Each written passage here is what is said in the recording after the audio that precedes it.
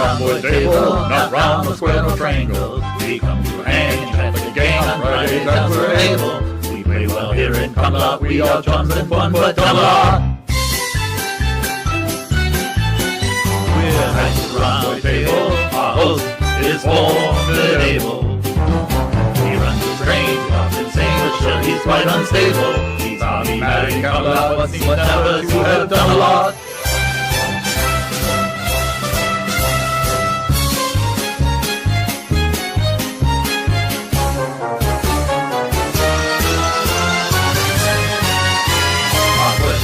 Label, quite incomprehensible. Blue wrenching and we have no plan but to sit and hear Dodge babble. It's a lady time in Cumalot. I have to shake my bum a lot.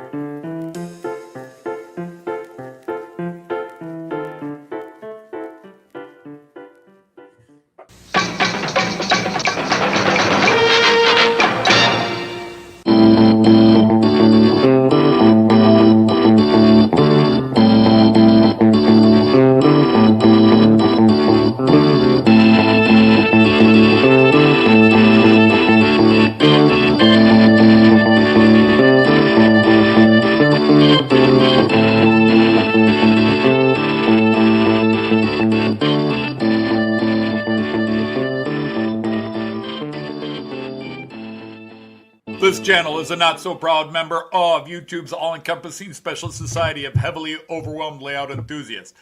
Check any railway show, check any railway club, check any layout, check your own house. You'll find one of us somewhere.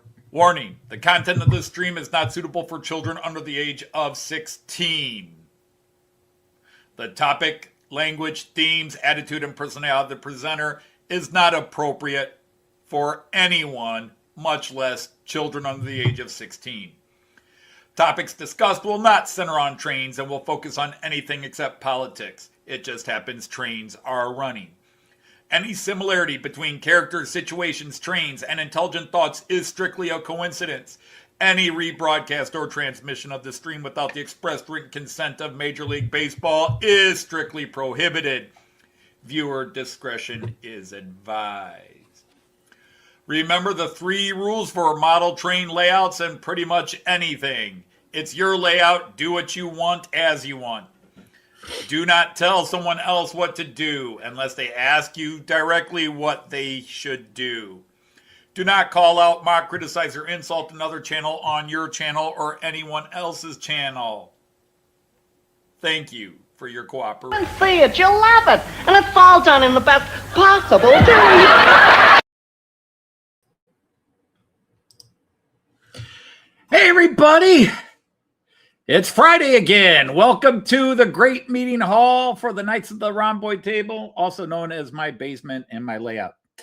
I hope you're all well this Friday. My back is probably a lot better than it was last Friday. Still not great, but we're getting there. We're getting there. So I want to thank all of you for being here and those who sent me messages through the week asking me how I was and such. Didn't really do anything this week other than on Sunday I went to a toy show, which I put up a video, and I bought some old Star Wars stuff, and I have been going through my son's old Star Wars stuff and the new stuff I bought and trying to fix things, just repair broken pieces. And in some cases where the original toy was supposed to make sound and light functions and it's not doing it, seeing if I can do it. I've revived one completely where I've got the sound and the lights working. Another one I've got the sound working, but the lights, I don't think it's that the old LEDs are bad in them. I just think the wiring is bad in them. But anyhow, that's what I've been doing.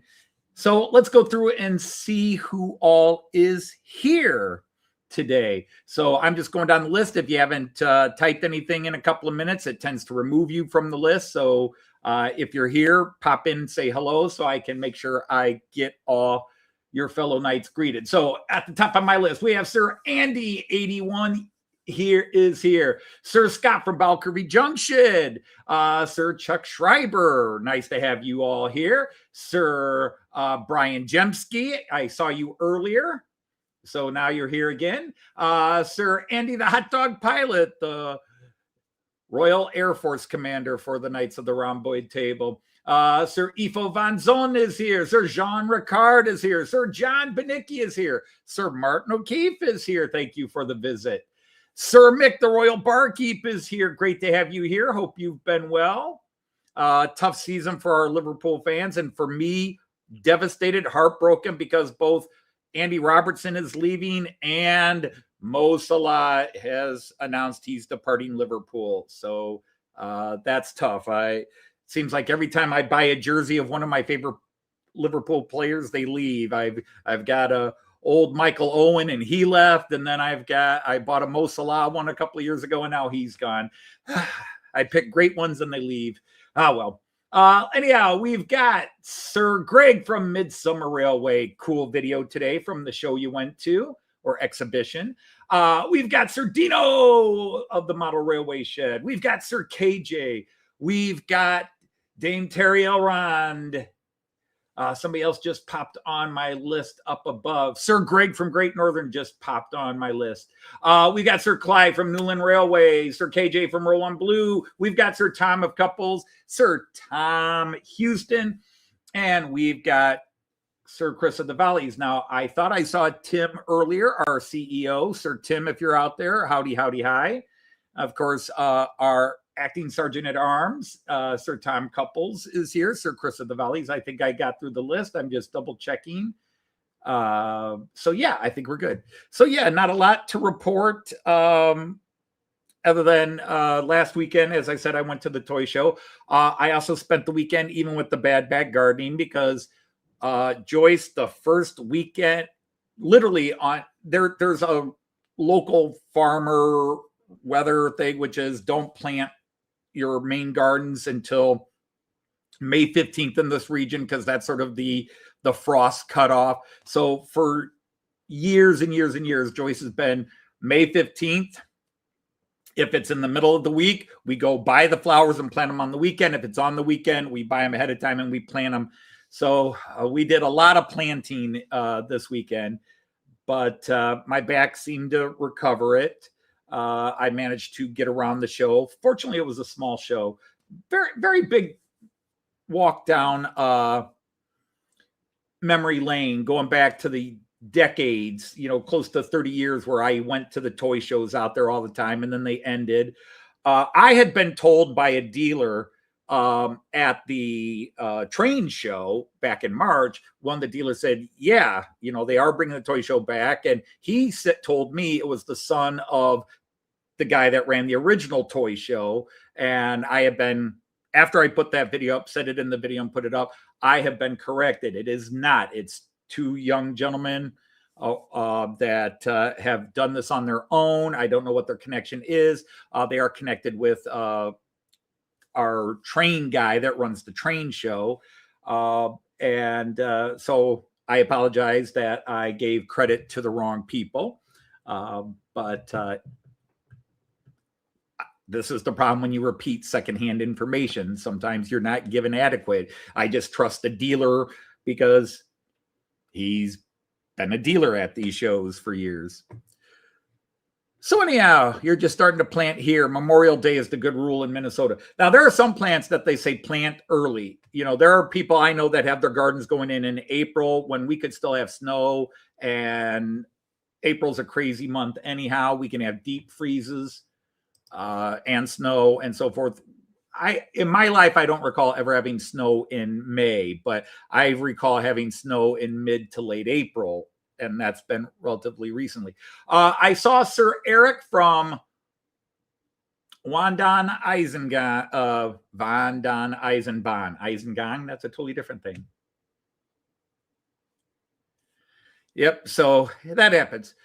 Anyhow, it's great to have you all here on Friday. I did have the strength in the back. I got on the floor and I set some trains up down below. So we'll have the DC layout going today. But let's go to the AC layout now that the greetings are done and everybody hopefully is situated and feeling good.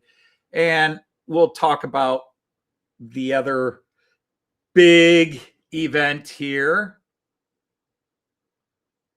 Hey, welcome to the Radical Squadron, the Oklahoma City Train Show, November 14th and 15th. Cool. That's good to know if you're going to be in the Oklahoma area at that time. I love going to train shows or toy shows. I've got to devote my mind more to trains now, but I will definitely do the toy show just to look around. Plus, I've got a grandson that I could use as an excuse. Before I go to the trains, there is one other big announcement, and it happened briefly during last week's stream, but then as predicted, it went back down. I have broken, and now YouTube has officially given me the little notification that I have broken 3,000 subs. I have hit a new plateau. And I have two polar reactions to this. So if you have sensitive ears or don't like people cussing, you're going to have to tune out. If you've got your kids there and don't want them to hear bad words, mute me for a couple of minutes. But reaction number one is, yeah, cool. I mean, I didn't join YouTube to build a channel. I joined YouTube to make friends, and mission accomplished a long time ago. When I met Tim Dowd for the first time in Cardiff, actually at the station in Newport, and he hopped on the train and just, it's you. And I'm like, it's him. You know, where I was starstruck to see him and he was starstruck to see me. It's like friend for life now. That was mission accomplished. And then I got to meet so many people on that trip in 2022, and then the UK in the whole UK trip, and then Getz in 2024. And I've met a couple of local dealers. I've met Papa John. I've met because Papa John actually lives here in Toledo. I've met Rick from Rick's Trains and Dave from Crooked River. And then we went down to Deschler. We went up to Canada and had the big meet and greet there, which was cool. And then Deschler. So all of a sudden I've met a bunch of YouTubers. But when I joined YouTube, I had just quit my train club. I was feeling kind of alone, and I went on YouTube just to make friends. I didn't expect to get 200 subs, much less to now be at 3,000. So that's one reaction. Now it's time to mute or edit me out. My other reaction is big fucking deal. Who cares? It's great to have achieved that level, but all that number means to me is I've had a chance to make 3,000 friends, of which I've probably got 50 to 100 that I consider friends of the channel, people that are there with me, both here in the live streams, comment on the videos. And those are the people that to me are the biggest friends. Hey, there's Sir Carl Braun from Bangor Junction. Speaking of people I met in the UK in 2022, Sir Russ is here. Hello, Sir Russ. Great to have you here. Yeah, I'm dropping F-bombs. I apologize, but I do use those words, and sometimes they're very appropriate. YouTube lets you get away with a few of them. But anyhow, yeah, it doesn't mean anything in the great scheme of things. I never set a number that I would be happy with.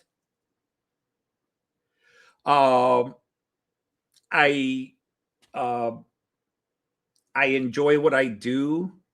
Sometimes you get some negative backlash, but that comes with life. Doesn't usually bother me too much. Oh, that would be cool, Evo. Yeah, it's nice. I don't want to belittle it because there are people sitting at 29.90 going, I can't wait to get, and I'm like, it's not a big deal. But in all fairness, I'm about as excited as hitting 3,000 as I was at hitting 100. It's the same reaction. Cool, I've hit a level. And then, okay, it doesn't mean anything because it's not a competition. YouTube is not a competition, and I'll talk a lot about that. Too often, things in YouTube try to make it a competition and make it about getting views and getting money. And I get suckered into that at times and suddenly care a little bit more than I should. But that's what it is. Anyhow, let's go look at the trains. Hopefully, I fully expect Joyce will be here. She wasn't here with us last week. She's had a much calmer and quieter week this week than, well, I should say that. Monday was a really bad day for Joyce. It was so stupid. Absolutely stupid. But anyhow, in the train running world today, in line 1, I am running my Austrian Railjet because it has not run in a little while. So we're going to let it get itself going. Now, because I try, usually, not always, I should say I do or don't feel obligated, but I try to give something to everybody. I've got my one freight train today, which is my container freight. I know I run it a lot, but hey, it's my longest freight train. Although I'm now mixing in that hopper freight more. Well, hello, Redbridge, Andy B. Nice to have you here.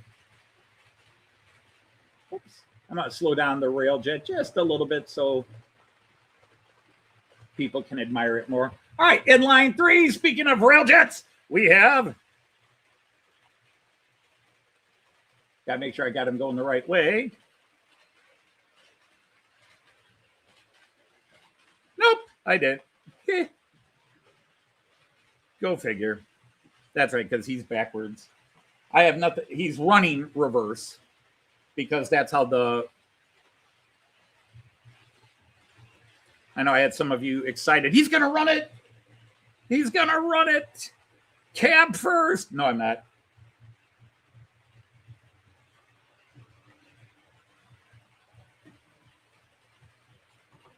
Just messing with your heads to get you excited. All right, and then for those of you who like Steam, and for those of you who like Steam, there's sport. And for those of you who don't like sport, there's sport.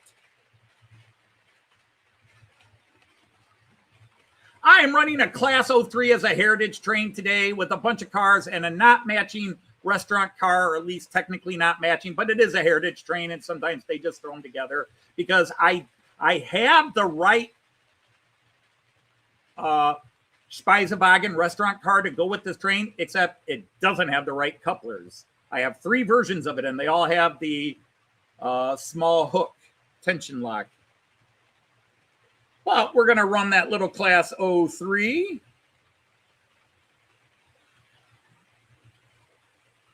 So if you like steamers, that gorgeous Class 3 I have.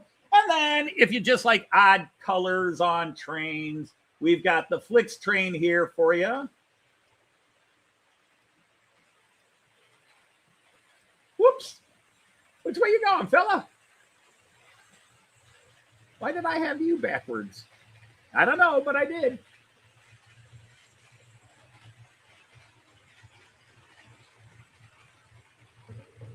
Come on, pick up a little speed.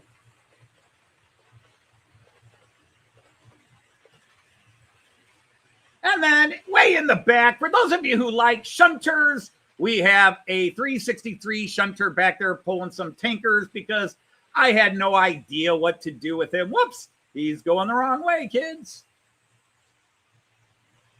He's still going the wrong way. What's up with you, dude? Come on.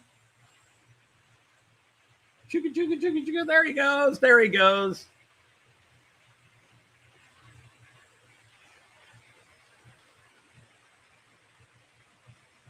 Yes, Jean Ricard, it could run as it did, but it's not the way I wanted it to run. So it can run that way, but it wasn't supposed to run that way. And it ruins my whole aesthetic of alternating lanes. And now, if you'll allow me, we'll go down below and see who's running down below.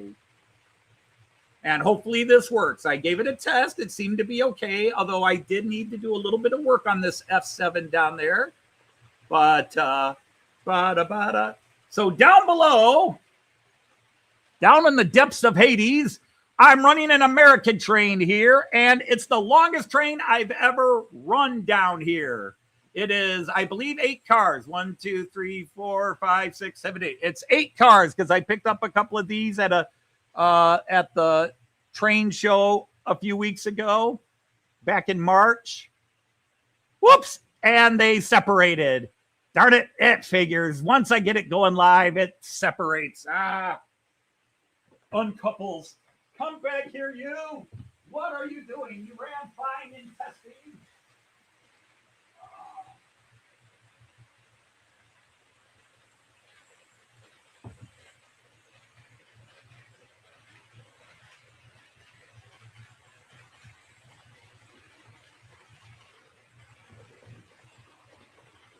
All right, take 2.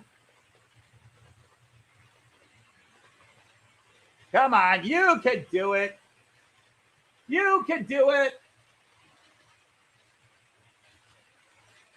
I only ran about 4 test laps with him, so I don't know if he's in it for the long haul.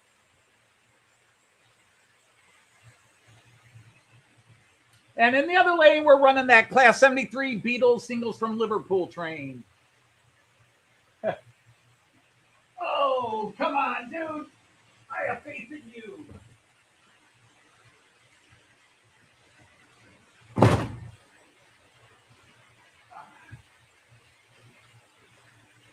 You're doing that just because you know my back isn't healthy. So you're making me come down more often. So we got a monster train running down below. Baltimore and Ohio with an F7. Hey, Sir Gary. And Ali, is that the Ali? Hey, Sir Jason of Fresno. Nice to have you. Sir Ali, yes, that is a Class 83. Sir Ali of Arnold Road is here. What an honor to have you here, sir. How wonderfully great to have you all here. So, yep, that is a Class 73, the overpriced Hornby Class 73 because they stuck Beatles stuff on it. They knew Beatle morons like me would pay the extra money to have it. Now, mind you, I have not bought the Beatles EP train with the little, I think it was a Terrier or Pannier steamer and a couple of cars because, again, they wanted 200 pounds for that. And I'm like, Märklin would sell that for the equivalent of 100 pounds.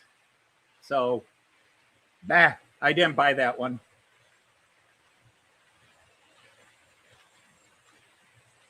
There's only one Ollie in my train world. I am very well overall, other than my chronic. Uh-oh. What did I bump? Oh. Okay, yep, that's what it is. Somebody derailed over there, going over a crossing. Uh-oh. Well, you watch the guys on the bottom while I fix this. Ah. Was ist los mit dir? I knew you were going to be temperamental, but come here. Why are you partly derailing on that? You did 2 loops just fine, but now all of a sudden, yeah, I'm going to throw a temper tantrum.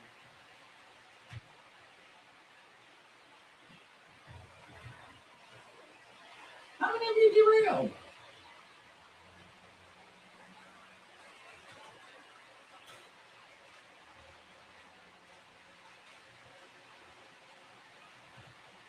Yeah. I know.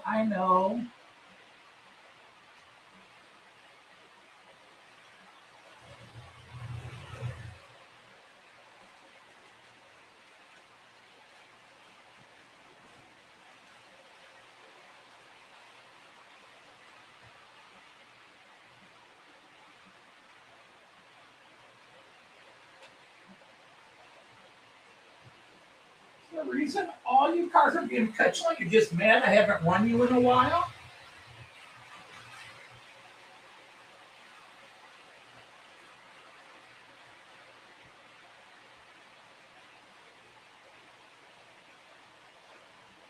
You know what? These people don't need to eat. I'll just take it out.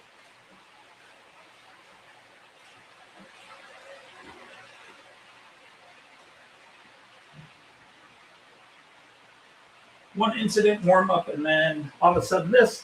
Yeah, I think you're going to be a problem, so out you go. Those people don't need to eat. Okay, let's see if everybody's ready to go back in. Yep, we're good. That's what happens when you're mixing couplers. Sometimes they just all of a sudden decide they don't like each other. But if I put the same coupler...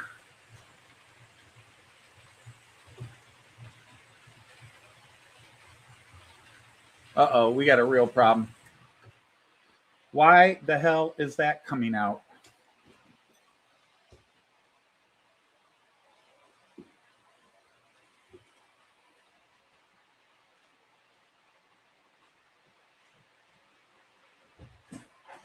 And Bigfoot strikes again. What are you doing here?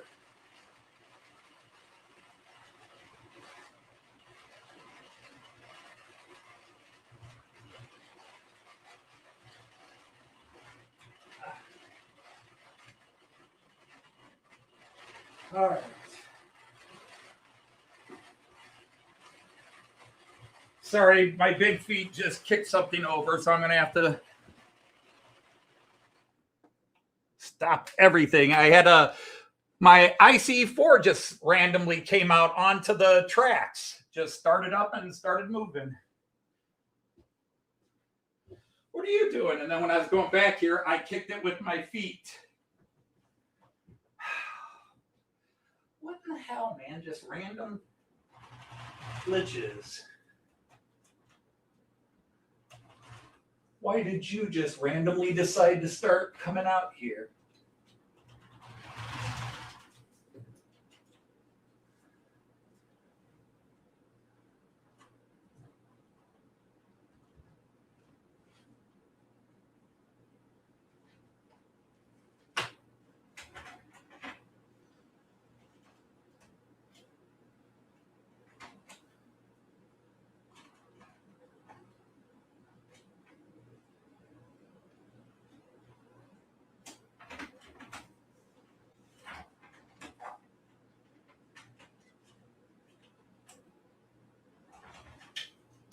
Oh, for goodness sake. Anything else I can break while I'm over here?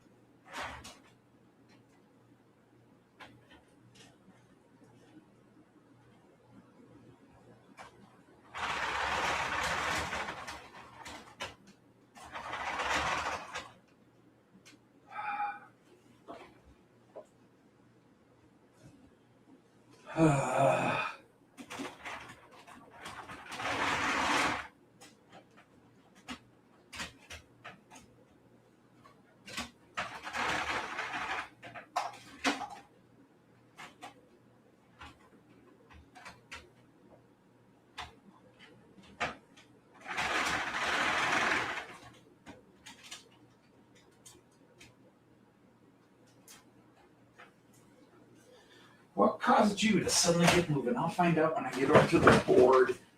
But my big feet trying to trip over this layout here.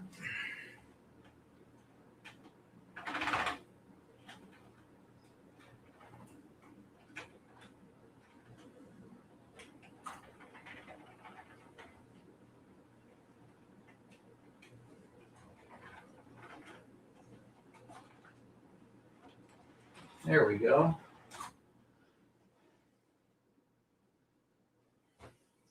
And of course, you being your usual obnoxious self. All right. Now, let me start this up. Sorry about that, guys. I got to see why this ICE4 is suddenly going into motion.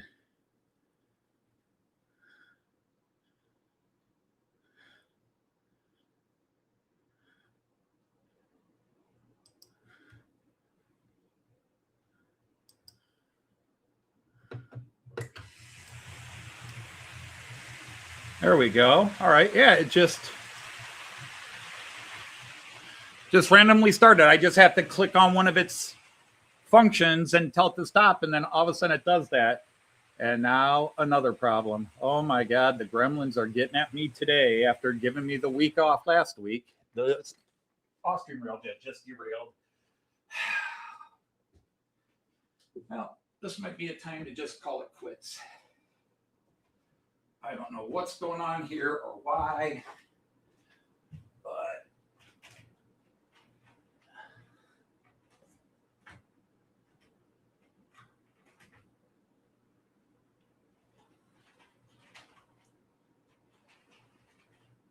all right, let's see. Can we get everybody did the first lap just fine, but then all of a sudden, bam.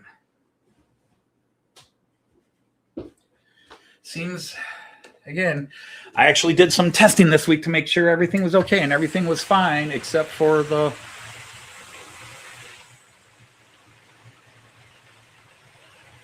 okay. We'll switch it to upper cams while I go fix the disaster I caused. That wasn't gremlins. I kicked the board and knocked everybody over.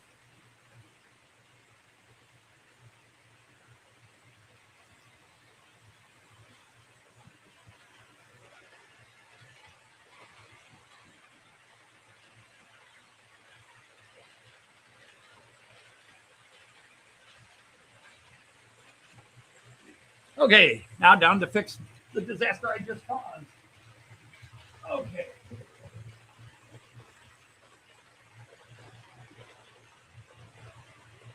I'm sorry, fellas, I kicked the board and really trying so hard not to. And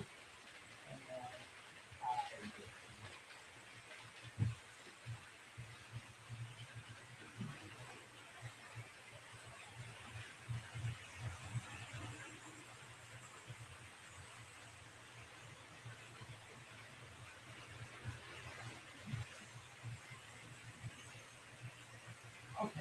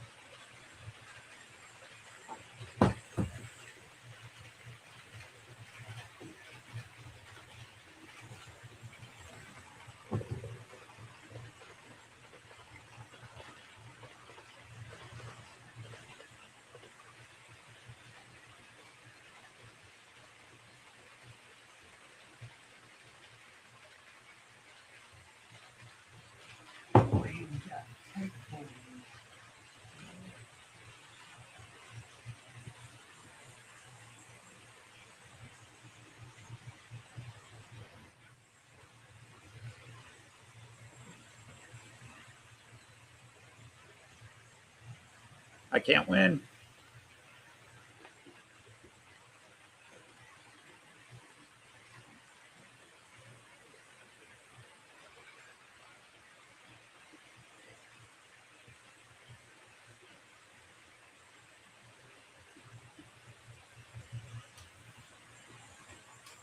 All right, now I got to get those cars I can't reach.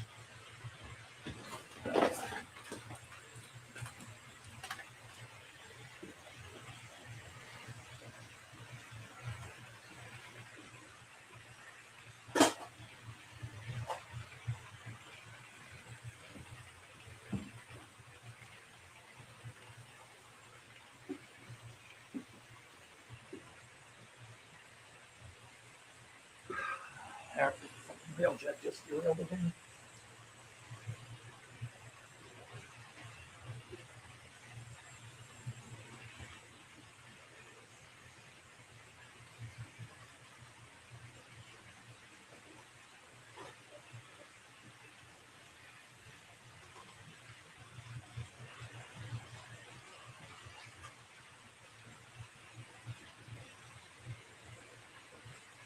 What is going on with you here?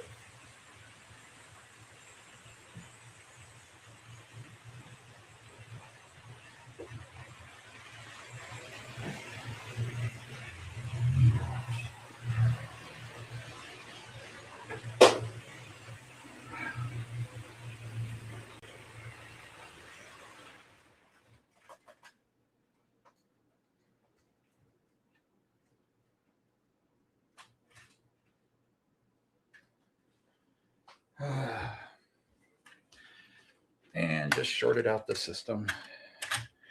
Well, if I can't change this, I'm just going to end this stream. This is getting ridiculous.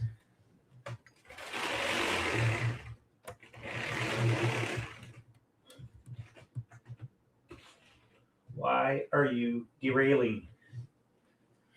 All right, I got to wait for my system to come back on. Sorry about this, guys. Anything that can go wrong is going wrong today. The gremlins have decided to beat the snot out of me. Oh, look, you got a bad back. We're going to make you crawl under multiple times.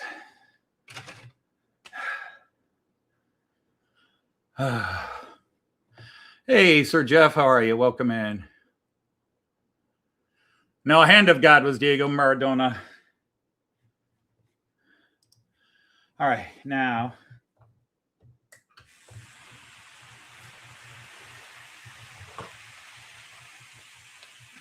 I got to reboot everything here. So don't panic that everything stops.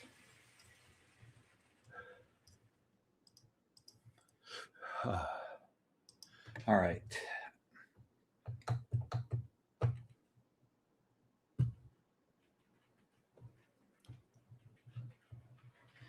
I'm really sorry, guys. I actually took time and tested. It's like if I take time and actually test everything ahead of time, I have worse problems. I just need to set them up and then pretend I tested them.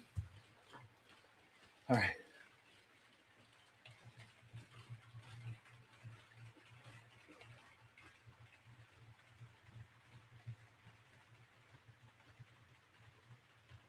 But my Austrian Railjet is acting up for some reason. It keeps derailing on this one turnout.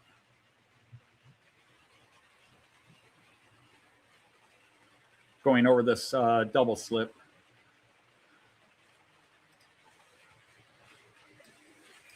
Oh my goodness, dude. Whenever I have a reset like this, they go the reverse way I've programmed them to go.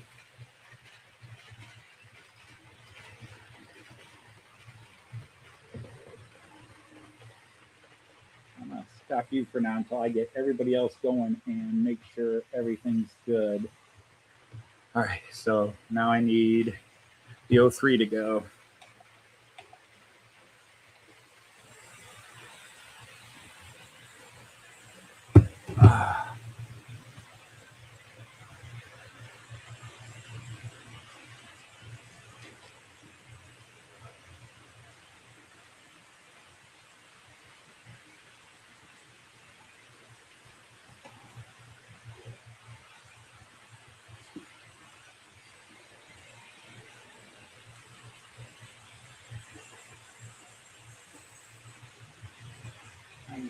that one off of you.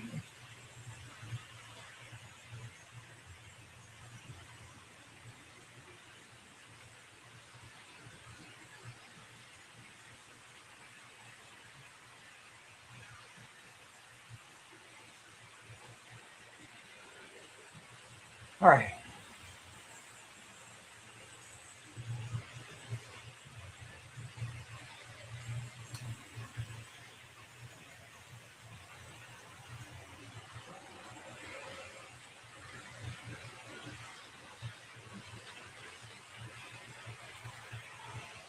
All right, somebody on that train is still derailed.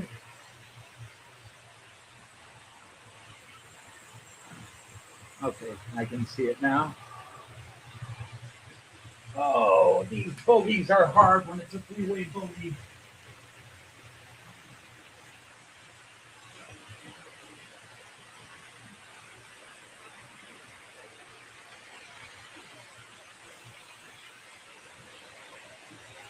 All right, who's derailed here?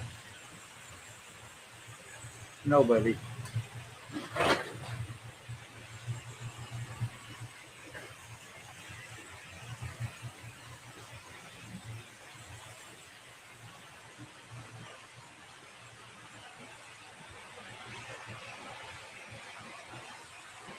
Woo. Hey, Sir Randall, how are you? Okay, now I have to go fix a camera and check something else out. So this camera got nailed by me.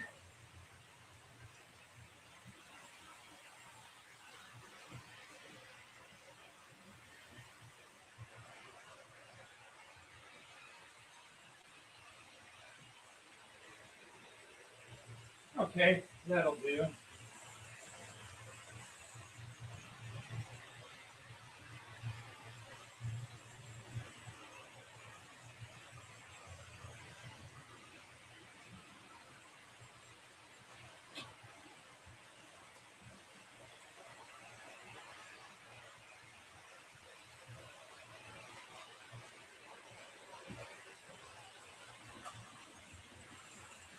Oh, for goodness sake.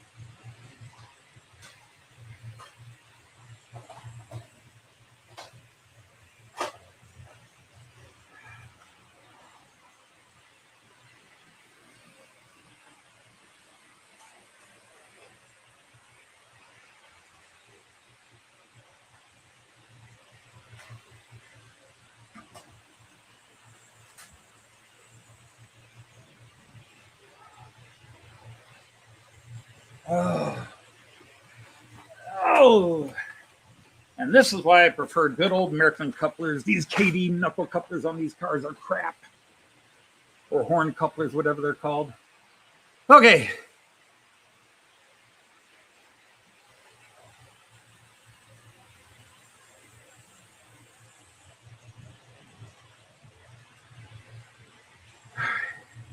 Now I have to put this dude in motion and see why he is.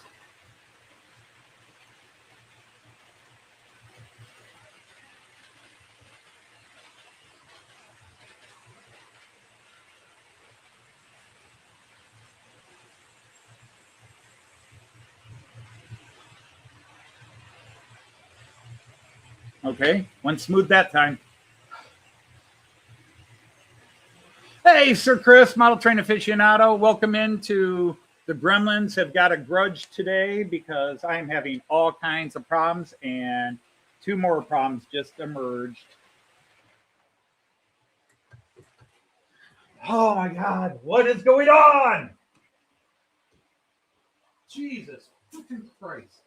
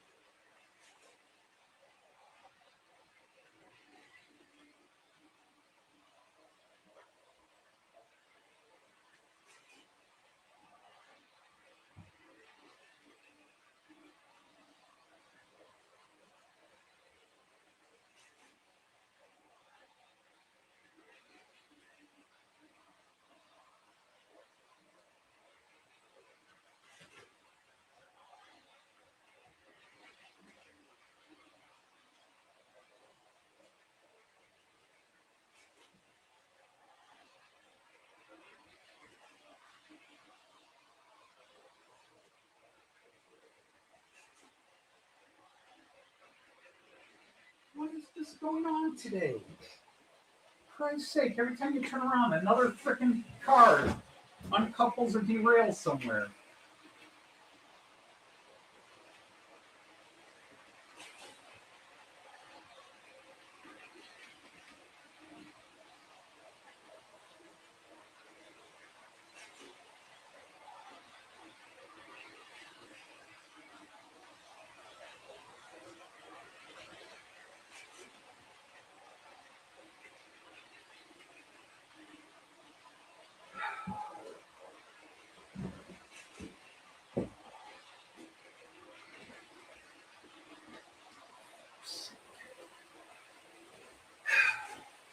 Container train uncoupled and tipped over.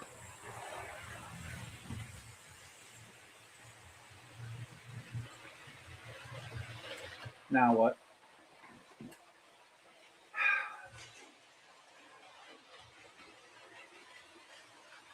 Oh my God, somebody is out to kill me today.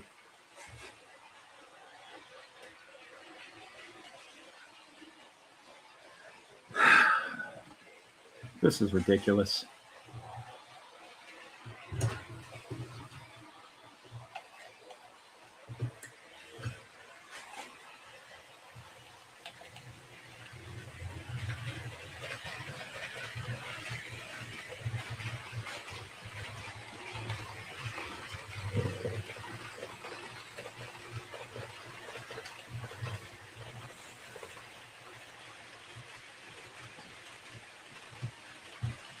Are you okay? Yeah.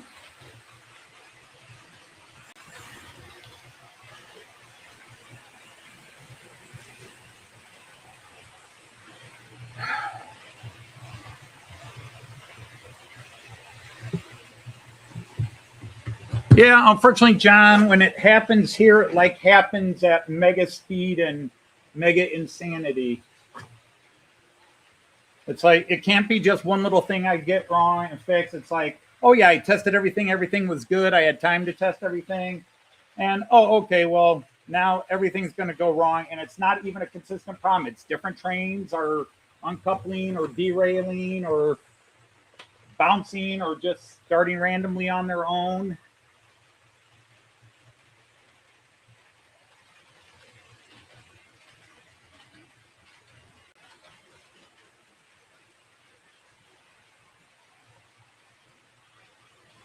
And you seem to get one train fixed and somebody else acts up.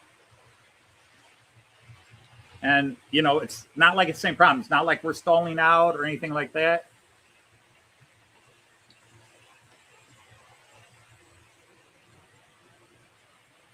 Well, if I believed in horoscopes, I might do that. But my problem is I tested everything, ran everything a few laps, and thought, okay, everything's good. And then I start the show, and so they're all going to act up. And I am just trying to figure out what and why.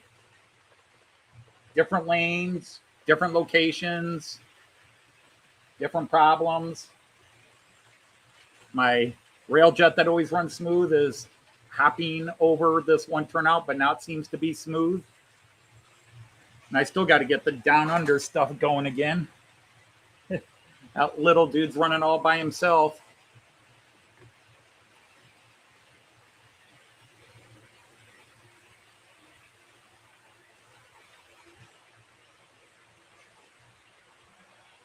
And that's what really gets me is how a train makes 5, 6, 15 loops without a problem. And then all of a sudden, yeah, we're going to uncouple.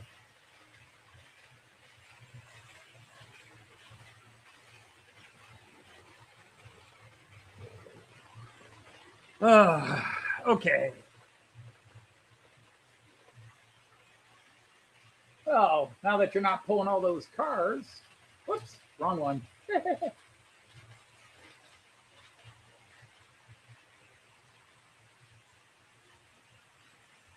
All right, let's see if I can put this guy back together and get all 8 trains going. But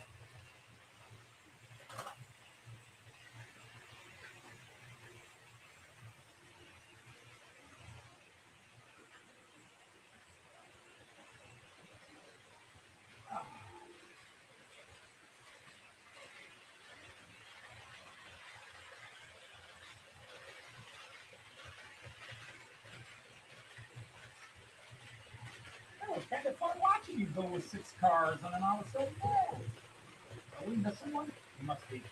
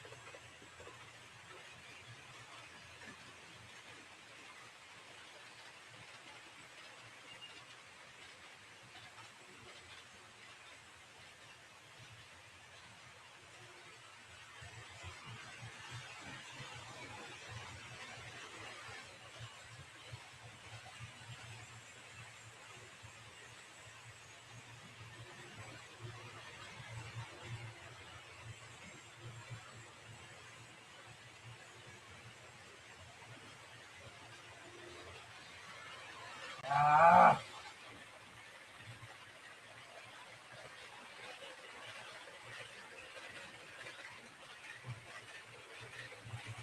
Come on, dude.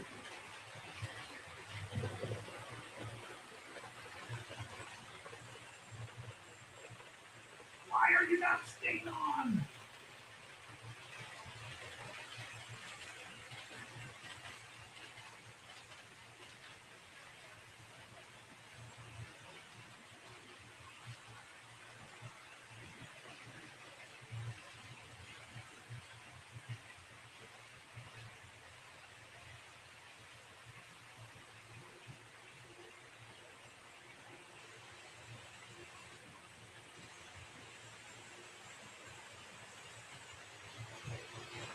I give up.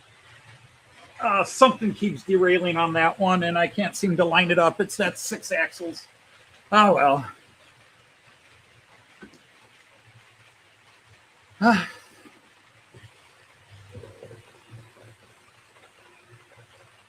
Congratulations on 3,000 subs. Let's make your day miserable. Okay, well, I'm just not going to run that one. I cannot seem to get the locomotive and the 2 cars behind it to stay railed. Something's going on. The locomotive and the cars are 3-axle, you know, 3-axle bogies or trucks, and I just cannot seem to get it on. I should probably just try the re-railer, but. Well, hello. Hi, how are you? Yeah, well, I mean, I don't want to say, I mean, normally, and for 6 years, you can probably count on 2 hands the number of times I've really had problems. This is one of those days. Now, right now, the upper level is finally running smooth. I'm trying to sort the Baltimore and Ohio train down below out, but now I've got the top going. But why you just had all these random problems at one time? Bam, bam, bam, bam, bam, bam, bam. And then you think you got it sorted, and oh, this train over here is going to, you know, last week was smooth. The week before that was smooth. Had a couple of gremlins 3 weeks ago. But overall, you know, that sorted itself out in 20 minutes. About a month ago, I had a really bad gremlin day. It took about half an hour or more to sort it out. But yeah, this is just insane. I'm 35 minutes into running trains, and I'm just now catching my breath, and I've had to concede I'm just not going to get that F7 running, which is ridiculous because it ran fine this morning and Wednesday night when I set it up. They mess with you. They mess with your mind.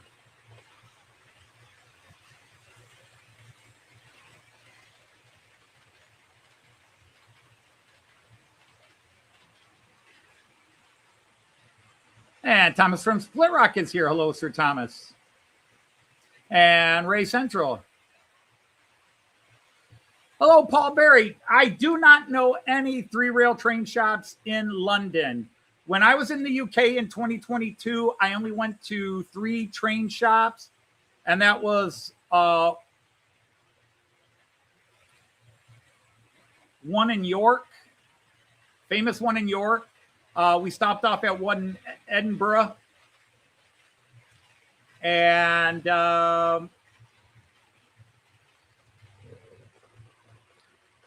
where was the third one? Oh, Liverpool. We stopped off at a shop in Liverpool. So we went to the famous one in York that's by the gates, just behind one of the tower supports. You kind of have to look at an angle and go, there it is. We went to that one. We went to one in Edinburgh, which was nice. I bought a Mallard, which now, last I knew, was in the possession of Andy Hot Dog Pilot. He traded me Mallards. Mine had too much cat hair in it.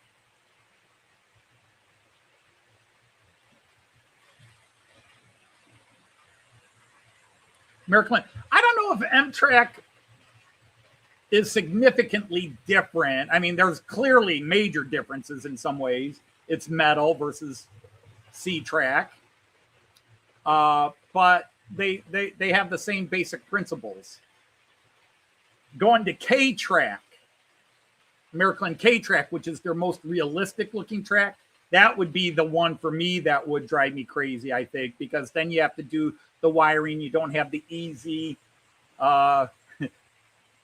putting in of switches and everything.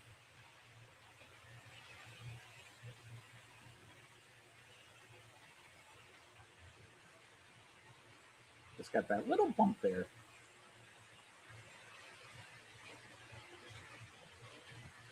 Oh, okay, we're good. All right.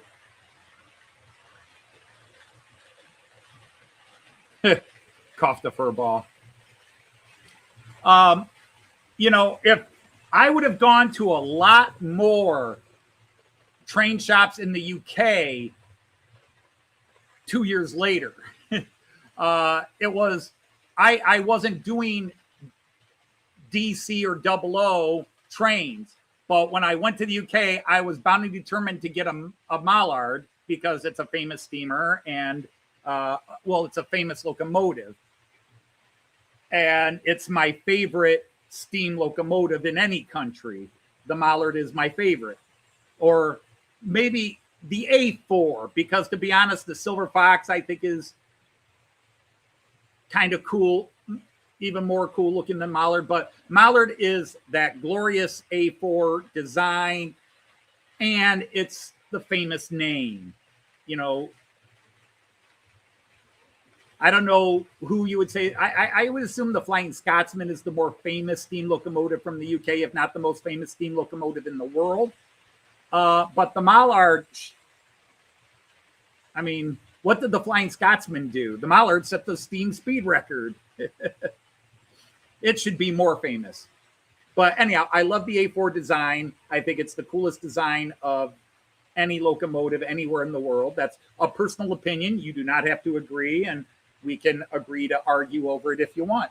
But I wanted one. And then once I got it, Joyce is like, how are you going to run it? Oh, I'll get some cheap track. And I bought a bunch of Bachmann Easy Track and threw up a little circle on the floor back here. You guys will remember that. But then I walked through several places and kept seeing the Azuma. And we rode the Azuma a couple of times, at least a couple of times, not 3 or 4 times. And I had always wanted a Great Western 800, but then we rode the Azuma. We also rode a Great Western 800. So I wanted either of those, but I kept seeing the Azumas. I was like, honey, I want that. I want to get that. She's like, you don't need that. You don't need that. And so she talked me out of getting it. And then for Christmas, I opened up the present, and what do I get? She bought me the Class 800 Azuma. So now I have 2 UK trains. And then I bought a Duchess of Sutherland and a bunch of coaches from Brian Finn at Finnerton Central from his train set shop. So suddenly I've got a bunch of, and then I bought the Beatles. I bought the Beatles from singles from Liverpool trade. So now I've got 4 00 trains. And so I set up a couple of loops and I bought some Trick C track because better quality than Atlas or Bachmann.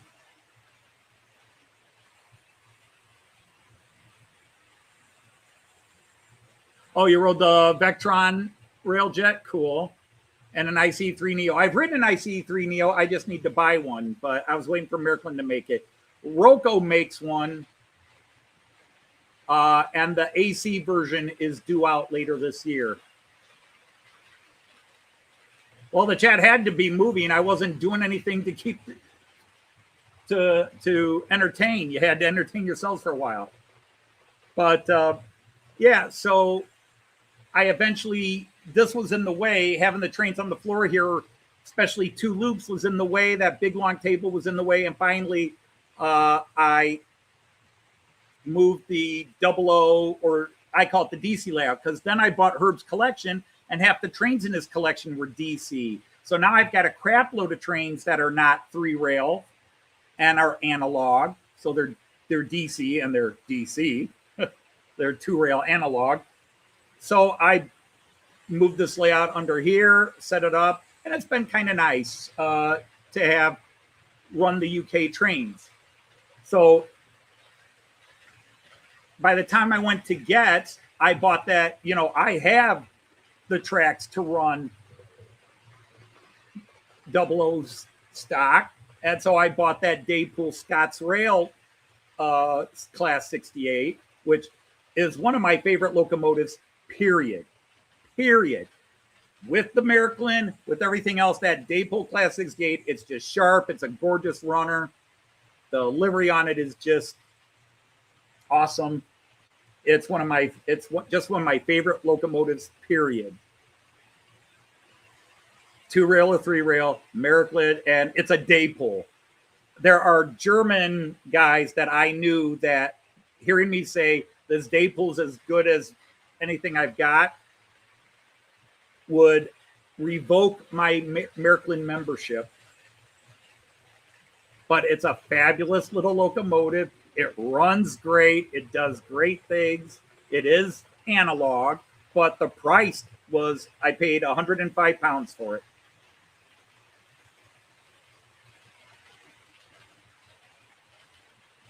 Yes, Evo, for some reason, I cannot get it to rail. It's 3 and 3, and every time I think I've got it railed, Now, I could get the rear railer, but I have to crawl under the table and set the rear railer on the track, which I just don't want to do. All the things I had to do earlier in this layout, my back is already not happy, and I've got things to do this weekend, so I don't want to risk re-injury. So I'd have to crawl under there and try to set the rear railer on the straight part, and then I could sort it out. But right now, I just don't want to do that. So it's parked. The locomotive keeps, or I'm just not getting it railed properly. But yeah, as it's going, it's not quite railed properly. That's all because it's that triple axle. And I'm trying to rail it on a curve with a triple axle.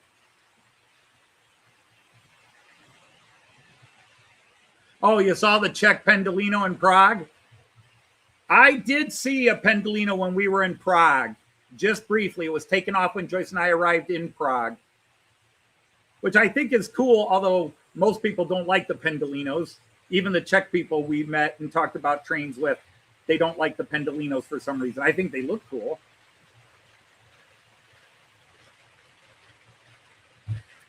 But we rode a IC. We rode a Czech IC from Hamburg to Prague. I'm sorry, from Bremen.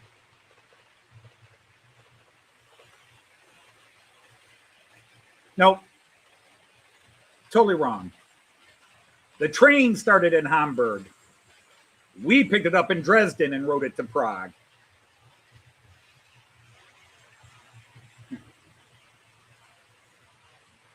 Because Joyce and I had reserved seats in a cabin, and we walked in the cabin, and there was 4 kids from Bremen. They had their stuff out everywhere. One sleeping on the floor, one sleeping on one side, one sleeping on the other. And it's just like, okay, I guess we'll sit somewhere else. And one of them woke up and said, "Oh, are we at your place?" It's okay. One of the conductors come by and said, "Hey, this is empty. These kids are here, and I don't want to make them." And Joyce and they said, "Well, yeah, this one's empty." And we just went one cabin in.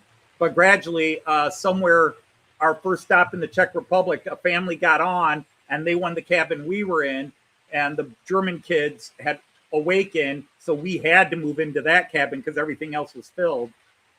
And we had a nice friendly chat with them, and they were appreciative that we didn't get all stuffy and force them to get out of our seats, that we left them alone.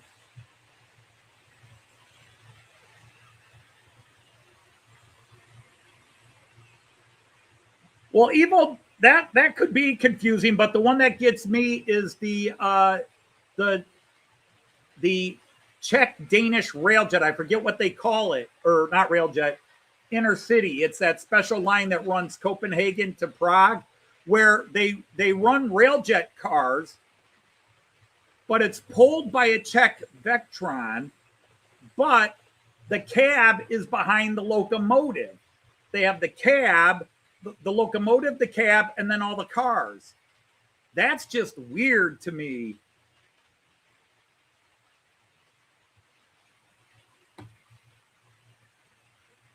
I find that one absolutely weird. I guess that's the one to make people like Jean Ricard happy, who feel that things must run cab first, and me, who say things that I like to see things running locomotive first. Well, here, it's locomotive and cab first. Everybody's happy, right? No, it looks weird.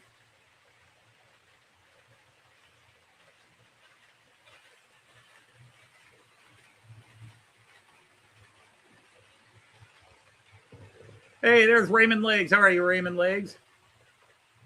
That is a Athearn. The F7, Chris, is an Athearn. Likely made by Rivarossi or Lima. I'm assuming Rivarossi. So somebody will correct me and say, nope, it's Lima. The Comfort Jet. Thank you, Sepper. That's it. Well, you may have been here the whole time, but I hadn't seen you till now. I've been rather distracted trying to chase troubleshoot one problem after another. But now, for the last 40 minutes, other than the one train I just can't seem to get situated,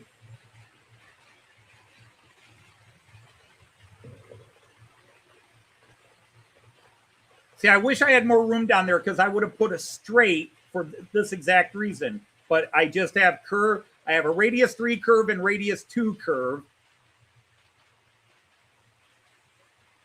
Hey, there's Sir Andy from March West Junction. And high is taken off. All right. You have a great weekend.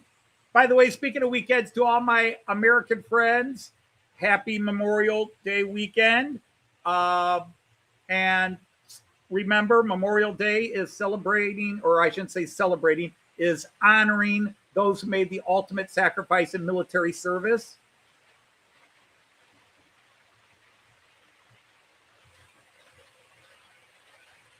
It's great. It's a weekend, and a lot of people get work off. And yes, you got a chance to have a party, but just acknowledge and remember why you have that day off. The same way I wish, I don't want to get too political, I just wish that Labor Day, which is to celebrate workers, didn't have all the shops opening early and closing later so that those workers we're celebrating have to work longer hours. That's the American way of doing things. They were also listed as Athearn, but I assume they're Athearn via Rivarossi. Yes.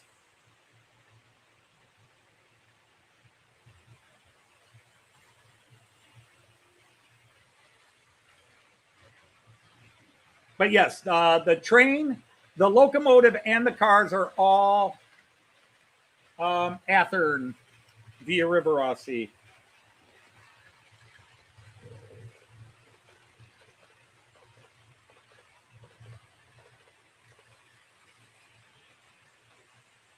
And these two that were part of the train, I took these off earlier, are straight up Rivarossi. The other ones are, they might even say, let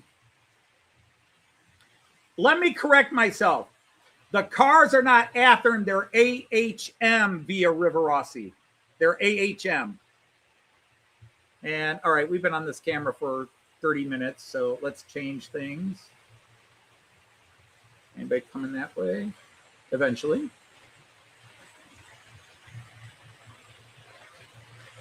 That's right. Military folks that never made it home. My father made it home. I didn't serve in the military, although I did have a commission to West Point, and I started my college education at West Point. I elected not to stay there.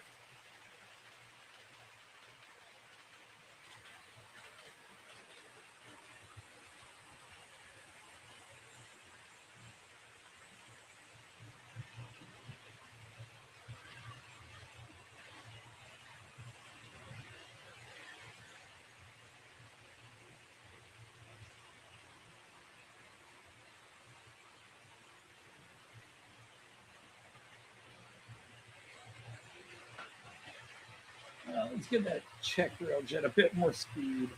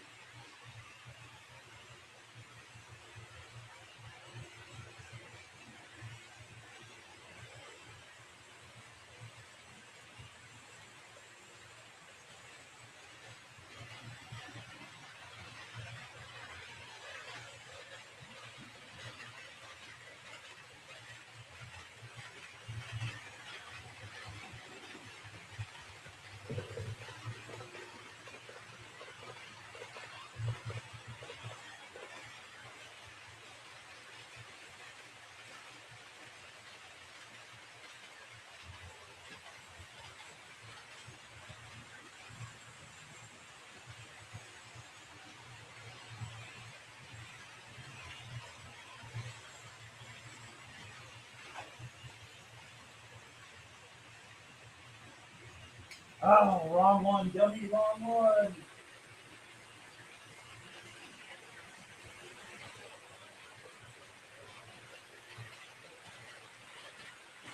Sorry about that, my friend.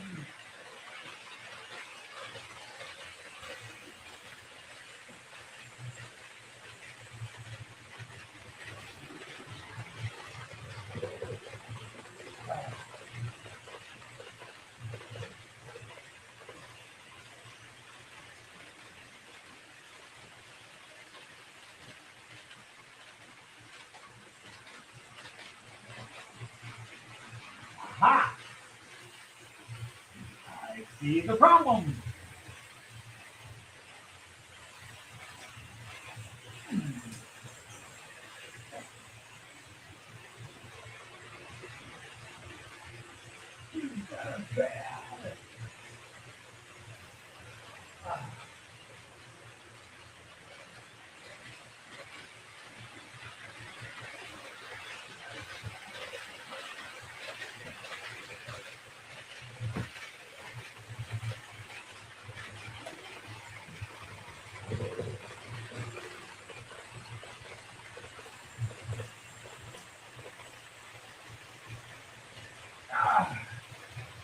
All right.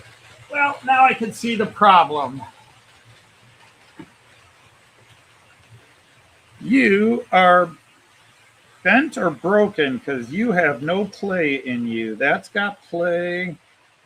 Yeah, you're messed up. Fortunately, I have a spare, so I can replace you. All right. Well, found the problem for that. The car that was causing the problem, it's the horn coupler. Is that what that's called? A horn coupler? Is that the horn coupler? That's not a KD knuckle coupler. That's the horn coupler, isn't it?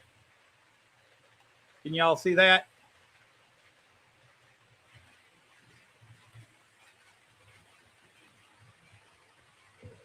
I got a bunch of spares thanks to Ray Bobel. Horn hook. Okay, horn coupler, horn hook coupler. Okay, thank you. Anyhow, it's got no play in it. It should have a little bit of spring in it. So I'm assuming, you know, it's, let's see, is this the right bag? Yeah.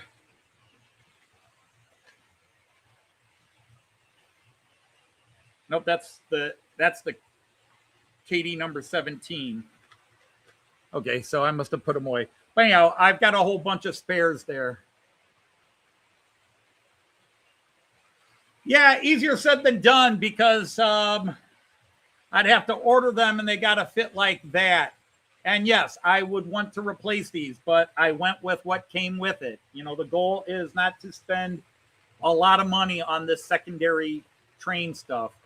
And this has run many times on the layout, so apparently it just recently went bad. But yeah, it's acting up. But yeah, now you can see they're both running smooth down there. So, all right, now we've got all 8 trains running. Knock on wood. Okay, I just could not sit here too long and not stew and like get that darn thing running. I can't. I don't like to give in to the gremlins. All right, you're driving me crazy. You're not helping.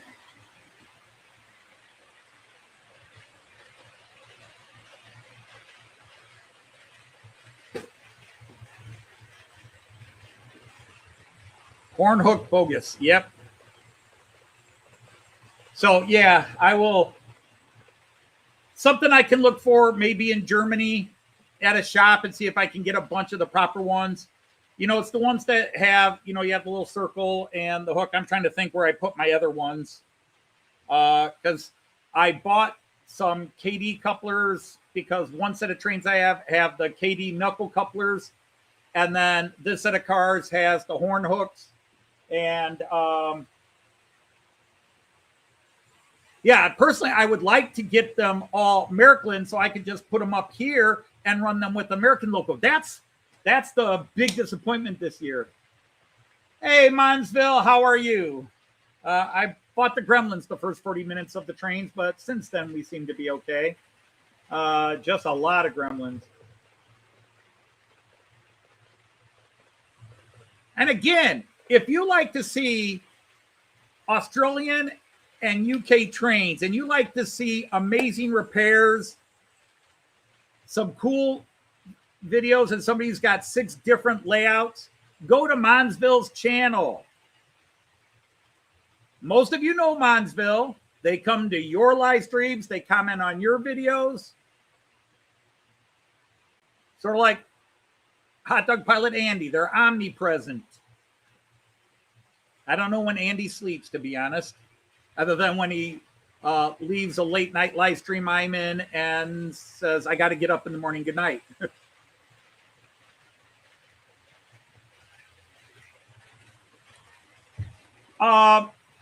I'm sure if I looked on eBay, EPO, I might find it. But yeah, post a link to your channel, Monsville. I would hope all the loyal knights here are loyal to each other. Hey, yeah, Josh, that is, let me see which camera it's coming into view. Quick, Bremen Bonhoff view. There, that one coming in. That is Flixtrain.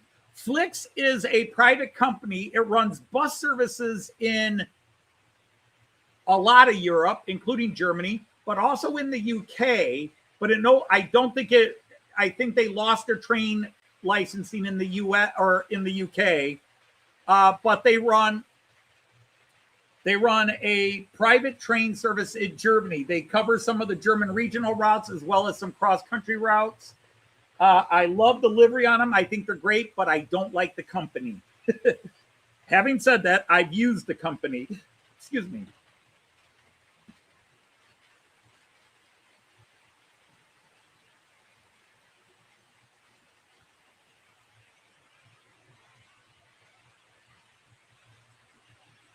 Oh, wow. We just had 3 guys going all the same direction.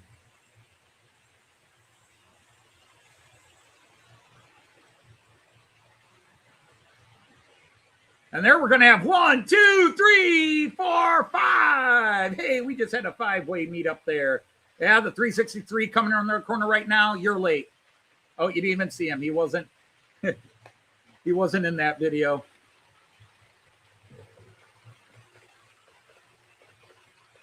Yep. Yeah, the reason I don't like the company is they refuse.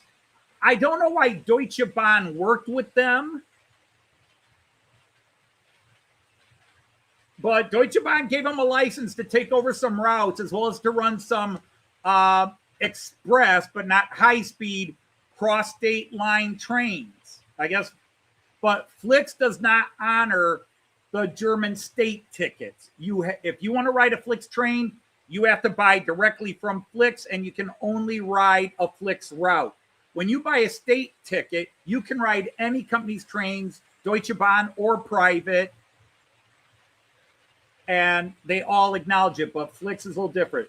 Now, having said that, we did not ride a Flix train. Joyce and I did use the company Flix. We rode a Flix bus from Copenhagen down to the port way south of Copenhagen. Well, I shouldn't say way south, but south of that island. I forget its name. And then we took the ferry across to Rostock, and our ferry came to the docks in Rostock, and then our bus got off and rode us to the bus station, which is connected with the train station in Rostock. So we have used the Flix company, but we do avoid their trains because Joyce and I haven't, fortunately, we haven't been in a situation where we had to use Flix trains. We always find a way around.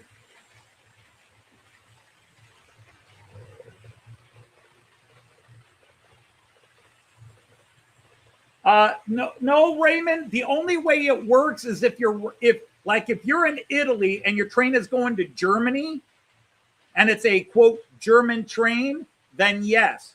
Or, for example, when Joyce and I were taking trades in Switzerland, we were trying to do Switzerland, and we wanted to get a Swiss train ticket, and they're like, no, Deutsche Bahn runs trains to the Rhine Falls. That's where we're trying to go. I'm sorry.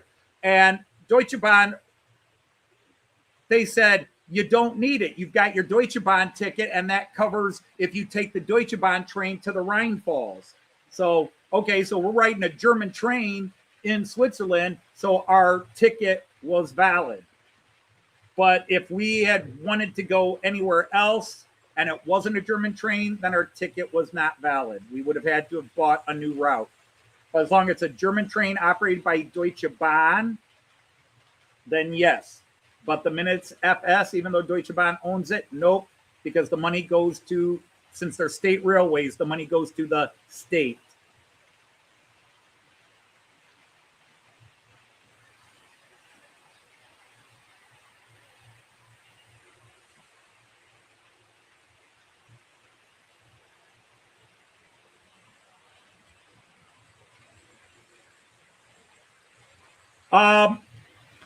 My daughter, when she was, before she married her husband, and she was still living here and he was living in Philadelphia working and doing stuff, she would take buses. She would take Greyhound buses. She flew once. She took Amtrak once, I think.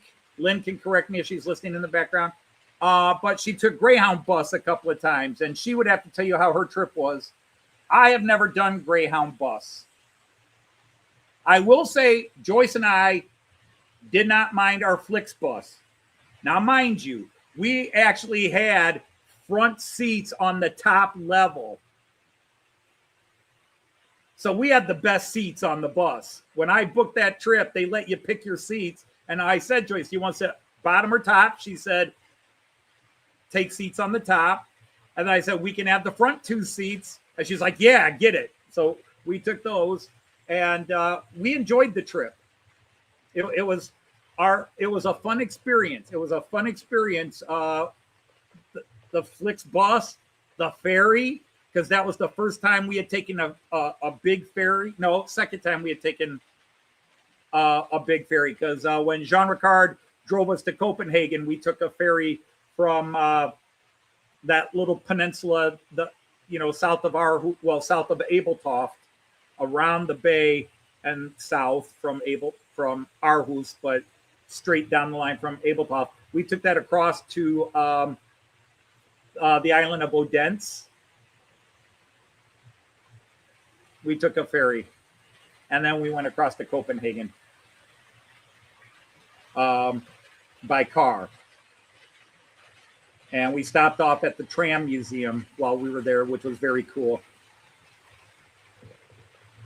Have you got stories about riding Greyhound bus?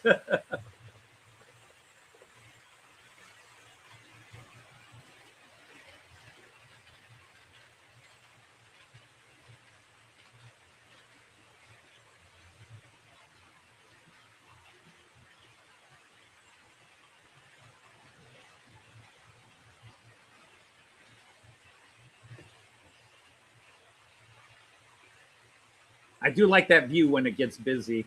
You got the trains in the distance, because from this angle, Joyce's photographs on the wall look pretty good.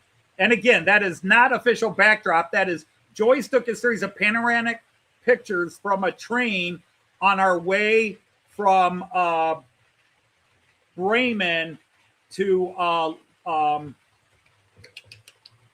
Lüneburg. And so this was somewhere near the Lüneburger Heide or something like that.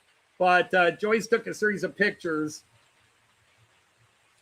And I printed them up and made them into backdrops. But this camera at this angle, it actually looks pretty decent. And the couple little hills kind of fit in because there are some hills in the distance.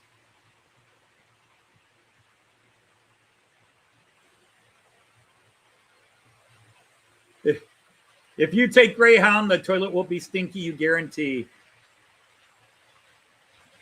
I don't know. I think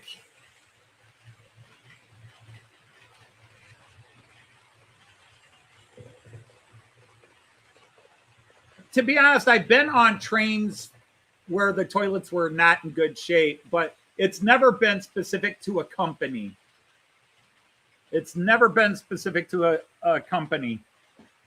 I've had a couple of Deutsche Bahns where the toilets were messed up. Hey, I've been on a metronome where some guy, I assume drunk, because he didn't look too good when he came out of the toilet, because I watched him because I had to go, and I went in there and he had peed all over the floor.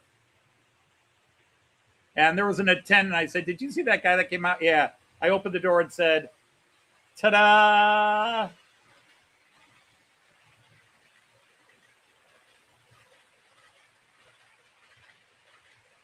Now, when you've been a parent of children, you get used to having to clean up all kinds of funny things and all different viscosities and colors. But hey, I didn't do it, so I'm not doing it. Oh, that's right, to Zealand, from Jutland to Zealand. I did not visit Food. Oh, yeah, we went across to Zealand. That's right.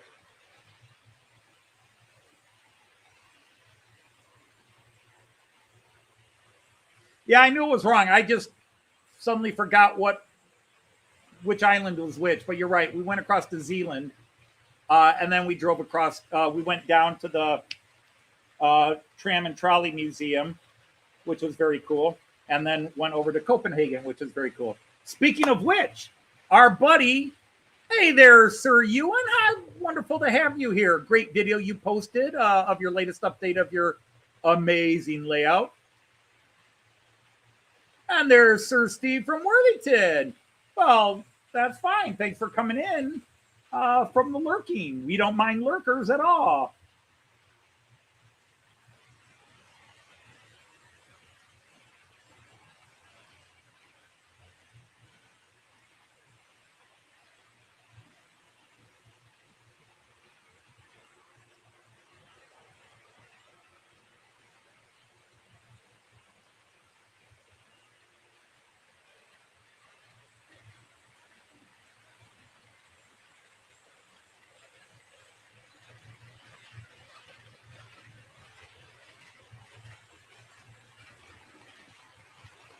Never been on a Greyhound, but you've been on a Whippet. Ba-dum-bum.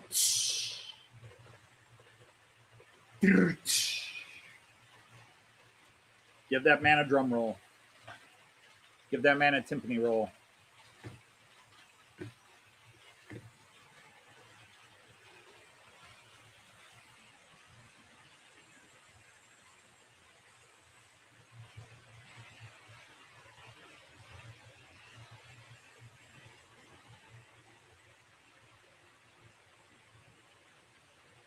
All right, Sir Digger, thanks for coming in. Nice to have you here. Also a cool video about your new paintbrushes. The removable system, and you just buy replacements.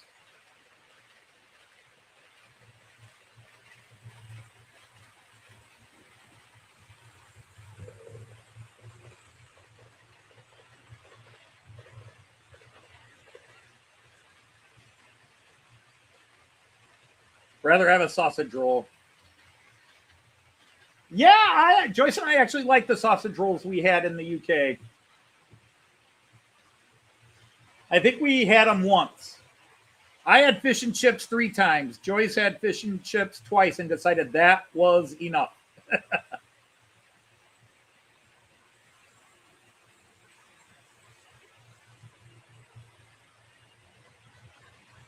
Yeah, Josh, I saw your video. Yes, I saw your video that you put a new track in, which was cool. It also looked like, or you changed the camera angle because it looked like you lengthened it a bit so that the trains have a little bit longer to go around instead of all those concentric circles. Now it looks stretched out a bit. That was really cool.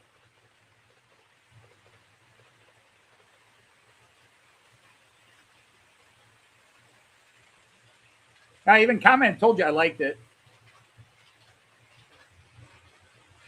Friday's a crazy day because a lot of people put up videos. In fact, Sir Andy from March West Junction put up a video today showing making 2.5-dimensional trees using the Woodland Scenics bendable things, but doing it differently because these are going to go flat against the wall. So he only wants half the tree sticking out. So it's It's a half dimension. So it's not 2-dimensional, but it's not full 3-dimensional. So it's 2.5 dimensional.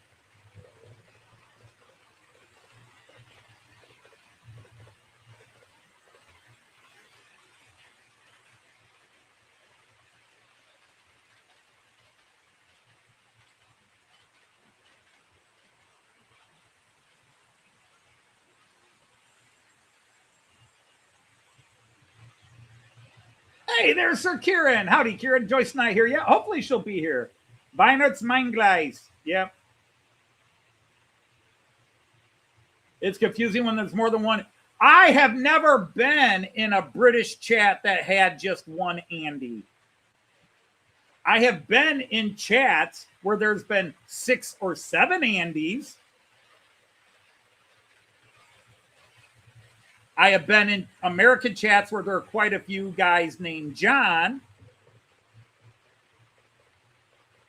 And even in this chat, we've had as many as 4 guys named Tom in here at one time. We've even had more than one Anthony. And if you take variations of Anthony, I've been in chats where there have been 4 Anthonys, 2 Anthonys, 2 Tonys.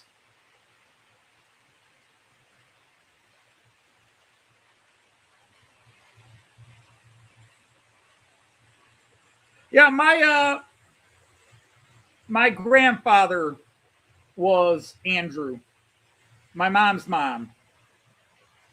Actually, he was Andreas, but it was Americanized to Andrew when he came over. He was Andreas Ritz, and he became Andrew Ritz. Yeah, he was like 4 years old, 5 years old. He didn't care. How often do I clean my tracks? About 4 to 5 times a year, I run my vacuuming, my track cleaning cars. And then twice a year, I take my little homemade hand scrubber with a chamois on it, the little foam rubber and a chamois, and I give them a good hard grind. Now, I've been told by many Märklin people you don't have to clean the tracks that often. I just do it as much to protect the wheels on the trains. But really, the third rail is your power, so you rarely have that issue because the ski running along the rails actually keeps them clean. The skis wear out. Sooner or later, I'm going to have to start replacing skis, but right now they're all in pretty good shape, to excellent shape. I'm Spartacus. Well, what are they, Mick? Can you tell us? Do middle names count? I suppose. Oh, my goodness. Simon of SJ Dusty, old friend. How are you? Yes, it's been a long time. Joyce and I do think about you. You know, every now and then, Joyce will say, what happened to all those guys you used to, that you and Christopher would, whatever that communication system was, the little live chat bit. I've been off of it for so long, I finally just deleted it off of everything. But it's good to see you.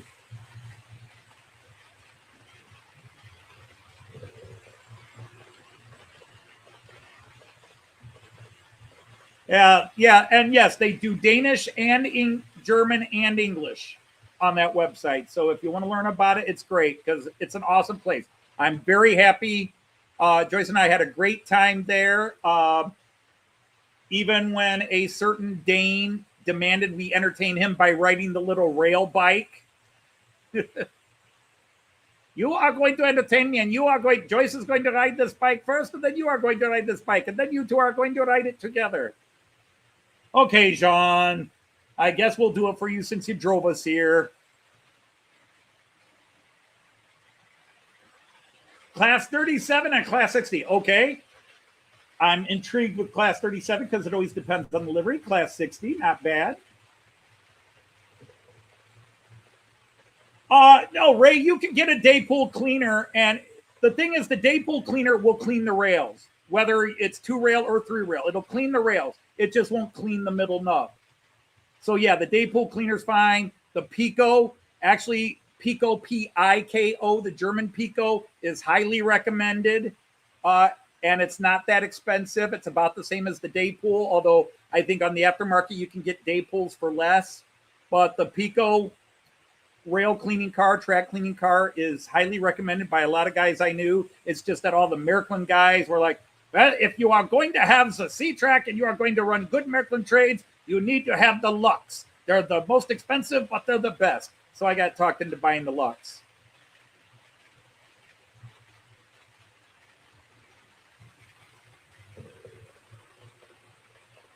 Over half your N has gone, and the 00 collection has grown, and you started O gauge. Oh, that's cool. That's cool. I technically have joined the multi-gauge crowd because I run 00 on the floor. We should go down and see how those guys are doing. I listen. I have an ear because they're down here, even though on your camera it'll be on the other side.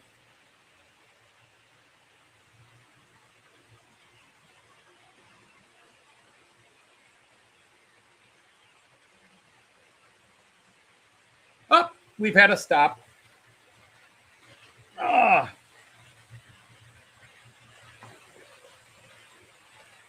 Let's see if I can give them a little nudge. Move!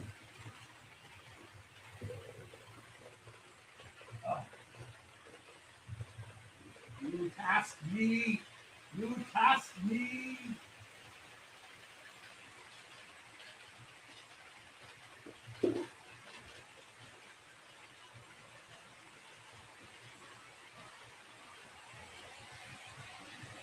I'm going to go into my Ricardo Montalban con.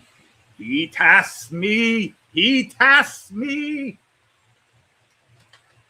Oh, there we go. I had him pulling 8 cars yesterday and at the start of the show today, and then all of a sudden everything went wrong.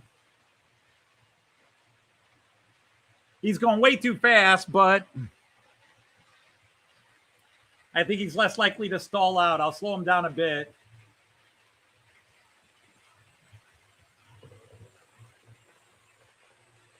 Yes, they did that. Well, the thing is, like, Brian, and Brian's too busy whining about something. I'm Brian, and so's my wife.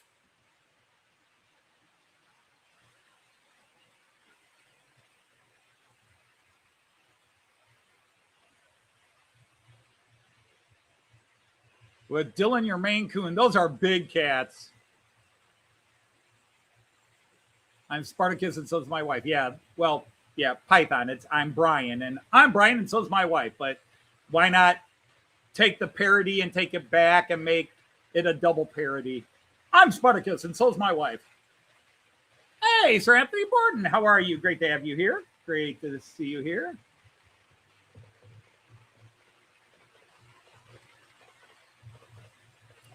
Yeah, it's oh, Mick, now you got me. Now I'm going to have to come over and steal it. I've just got to look on eBay. Every now and then I do. And and to be honest, if Joyce and I were going to the UK this year like we planned, I just don't know how we're going to shift around. We're supposed to go to Australia next year, but maybe I'll just push everything around since we moved Germany up again. And Joyce wants to go to Australia in October. Maybe we'll do a quick trip, maybe just a 2-week trip to the UK. But I had planned on coming home with a Euro Phoenix. I was going to come home with a Euro Phoenix 37 and hopefully a TPE set, if I could find one at a respectable price. Unfortunately, the flight to the UK was just so ridiculous. It's almost double the flight to Germany. And I don't get it. It's a shorter flight. Why is it that much more?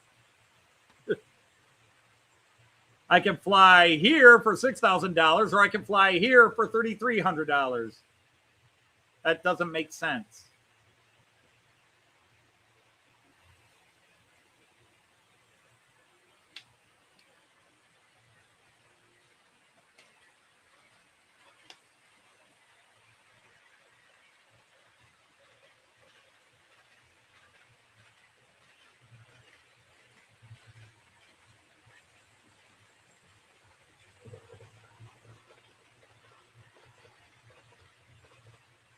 Well, hello, Sir Lee and Dame Jackie in the background. Howdy, howdy, hi.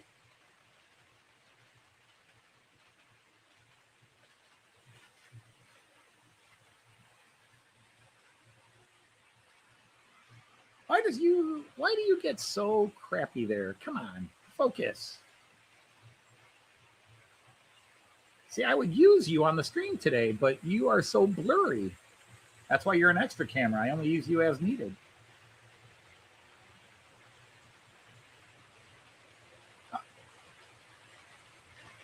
But anyhow, speaking of Simons, one of the two Danish Simons, Simon, who now is known as Dana Law Railways, Simon is going to come down to Neumünster, where Joyce and I are staying for a week in Schleswig-Holstein, northern Germany. He's going to come down and spend a couple of nights in Neumünster and go to Miniature Wonderland with us on June 19th. So that'll be awesome.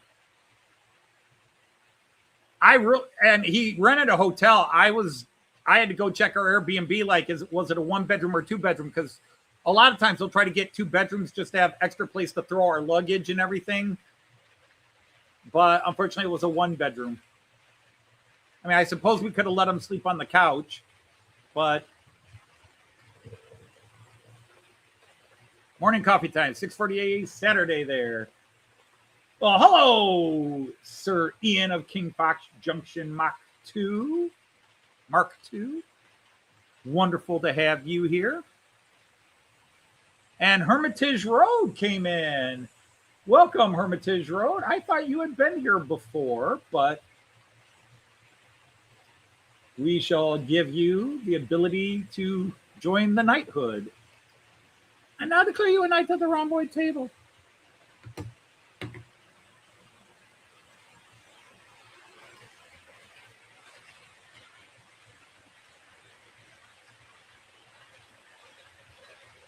Railjet's just going too fast. Can't keep up with it. Woo! There he goes. All right, we'll catch him here. Railjet running its electrical over unseen or under unseen wires. Darn it, I tried to push it down and missed.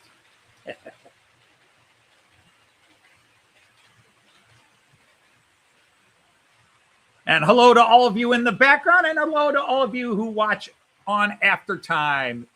I am always amazed but honored that people actually will watch this live stream later.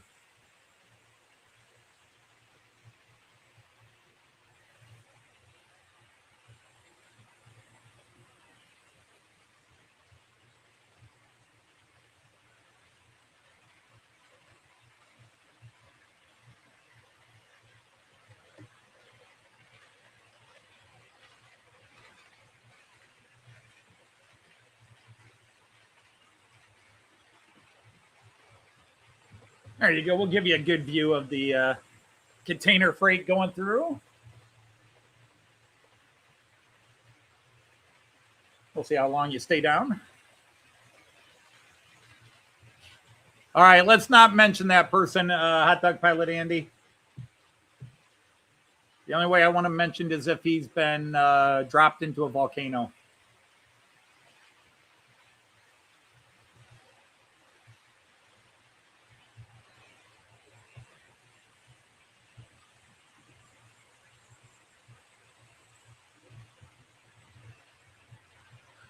What is the 13 at the top? Whoops. That's probably the camera number, depending on where you're at. Was I on camera 13 just a minute ago? Any of these numbers, like the 3 in the upper left-hand corner, that is, I number all my cameras. They used to be in order, but I've added so many now they don't quite go in the order they used to go. But like, is anybody coming up the ramp? Nope. So up the ramp is 1, This is called Station View. That's 2. Village View. That's 3. Mobile Show is 15. Delmenhorst Low View is 13. Deutsche Bahn is 4. Bridge View is 5. But we're going to go back up to up the ramp here because we're going to have a 3-way. Get your minds out of the gutter, kids. Well, it's going to be at the station.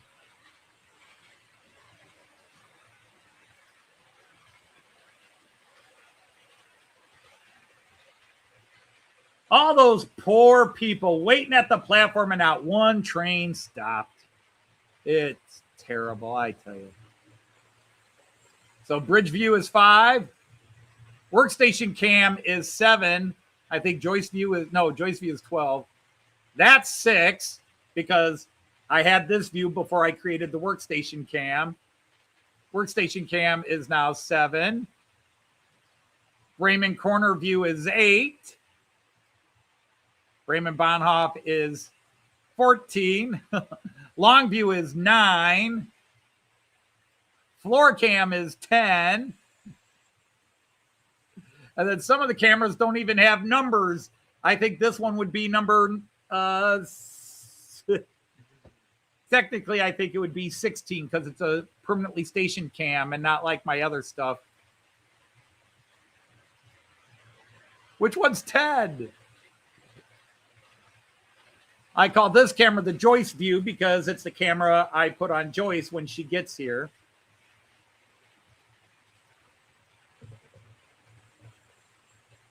Oh, I know which one. Long view. That one's 9. Floor cab's 10.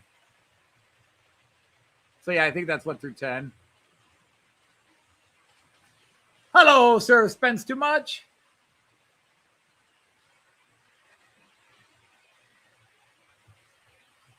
I love TGVs and any version, the old classic orange, the new double deckers, the one that set the speed record that is blue with the electric blue sort of like flame through it. Yeah, I love TGVs. Someday I shall get one. I'm hoping that someday I will ride one. Joyce and I want to include France into one of our European itineraries because we are so lucky to have that. The B&O stopped again. Gee, there's no platform and it stops. And the poor platforms at Delmenhorst, the trains never stop. I tell you, you just can't win with these trains.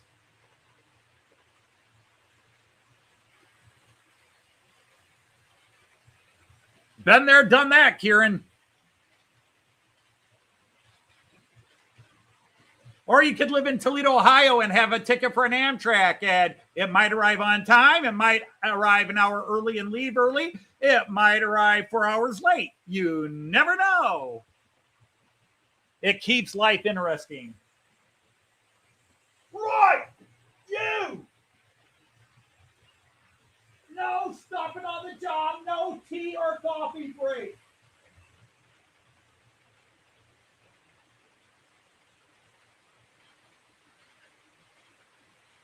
Uh-oh, not good.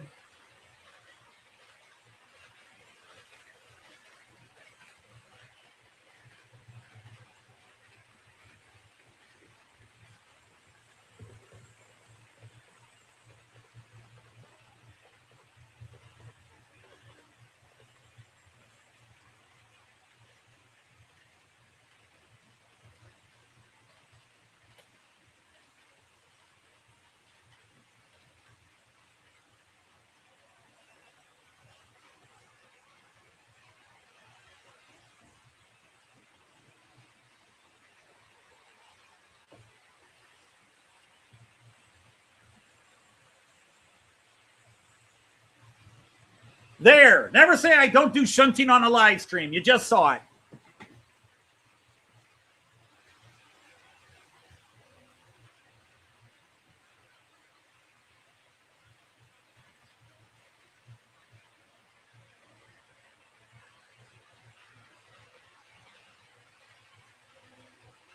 But apparently the only way I can keep him rolling is to have him going about 40 miles an hour faster than he would in real life.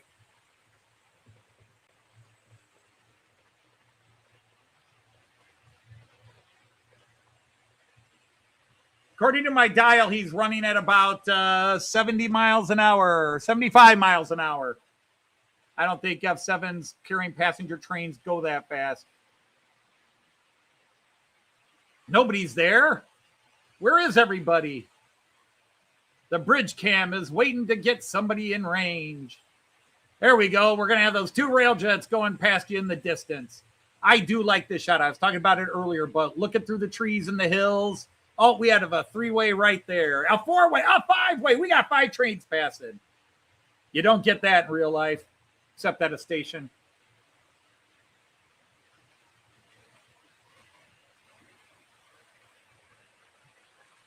Got to try to talk Joyce into doing a couple of old songs I've had written for a long time and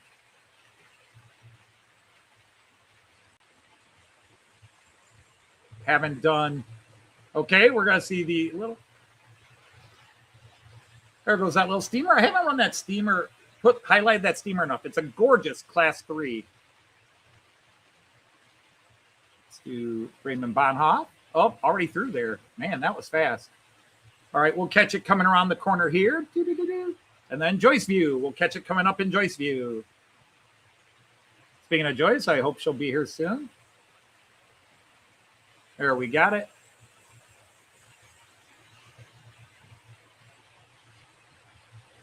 What I should do is have fun with this camera. Whoop, not that camera. This camera.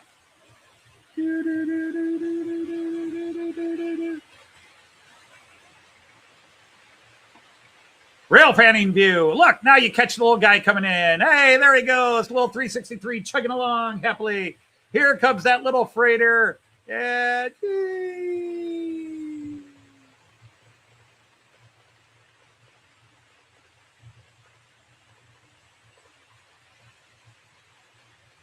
Just in time to get lots of rail action for you. 8 trains because we had 2 up front and all 6 going down there. All right, which John is taking off? John Benicki. All right, take care, John. Thanks for coming in. See you on Facebook.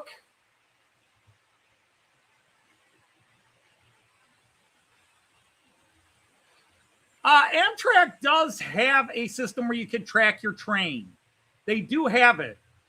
And if you're on the eastern corridor of the United States, they're not consistent as German or the Japanese, because let's face it, when it comes to trains and timing, there's Japan and everybody else.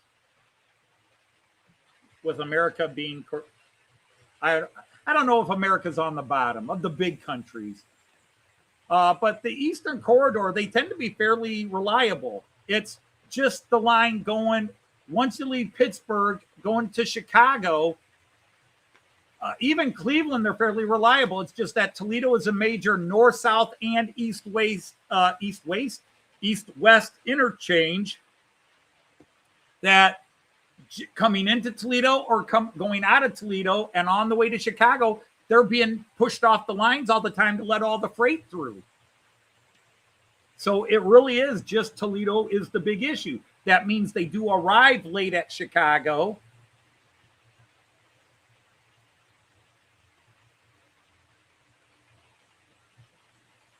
Who wears short shorts?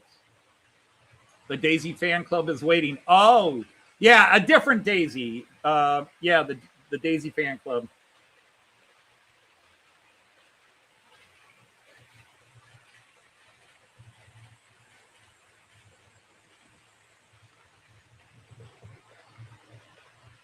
I will admit, Joyce's Daisy can melt the heartstrings when she does that voice. I write a lot of lines for Daisy anymore just so I can hear Joyce doing Daisy. Come down here and just have Joyce doing Daisy. Here, Joyce, here's a scene with Daisy. Well, she's got a lot of lines. Why? You guess.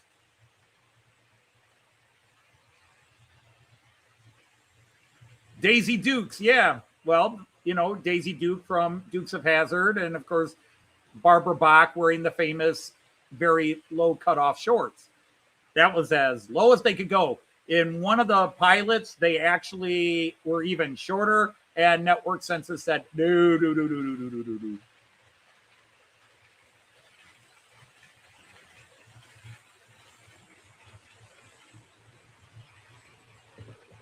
The Amtrak locator simply says it's late. No, Amtrak locator says we have no idea where it is. It's somewhere between Pittsburgh and Chicago. But Joyce and I do want to take an Amtrak across the USA. We do want to have that experience. We also want to ride the Canadian National, pick it up in Windsor or go to Toronto and pick it up. Now, that's like, it's $5,000 for one of the suite rooms. That, with her retirement bonus, that's doable, but it would be insane. Because even if you compare driving it yourself and hotels, it's still more expensive that way, but it would be a lifetime experience. Maybe if we hit the lottery.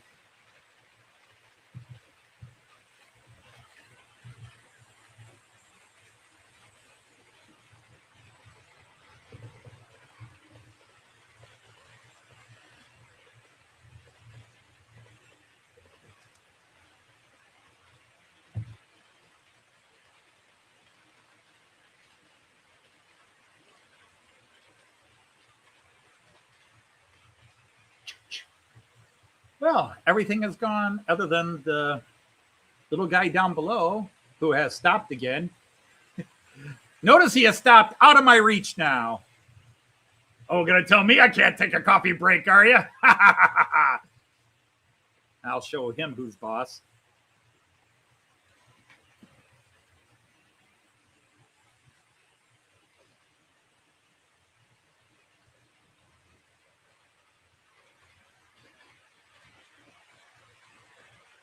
Hey, you lazy hornswoggler, get to work!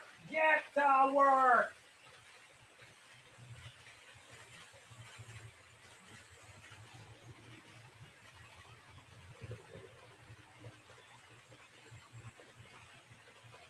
Didn't think I could reach you over there, did you? You're the only American train running, and you're being lazy. Are you not liking us up here criticizing American trains? Then prove us wrong. That Class 102, that German Class 102, I have made fun of that train many times. And you know what?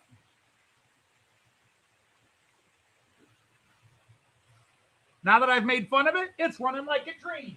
You can pick it up. Pick up the pace, fella. Pick it up. Uh-oh.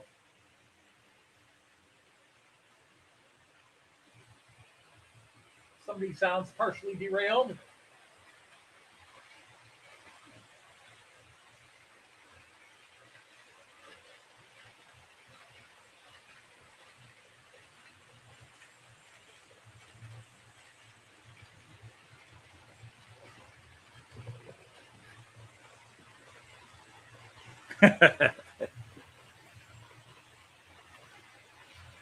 I think the figure eight's cool. I think it's cool.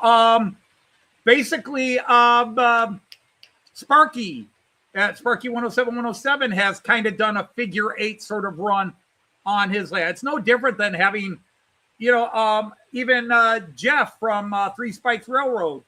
He has the equivalent of a sort of a figure eight. It's a crossover and an underpass and an overpass.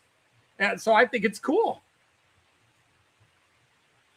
I can think of dozens of German layouts I've seen where they have, not an exact figure eight, but they have the same idea. It's just widened out and stretched, but they have a place where a train goes under and the other train's going over. So that's very cool. It's a great image. It's a great shot. So yeah, very cool.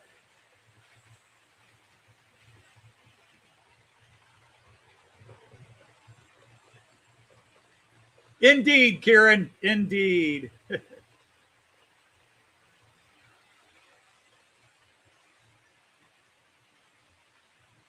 Okay, yeah, that's right. You do. And Dave from Scott Rails kind of has a figure 8. Now his is a very sloping. It goes up and around and then loops and then back down and around again. So yeah, it's always cool.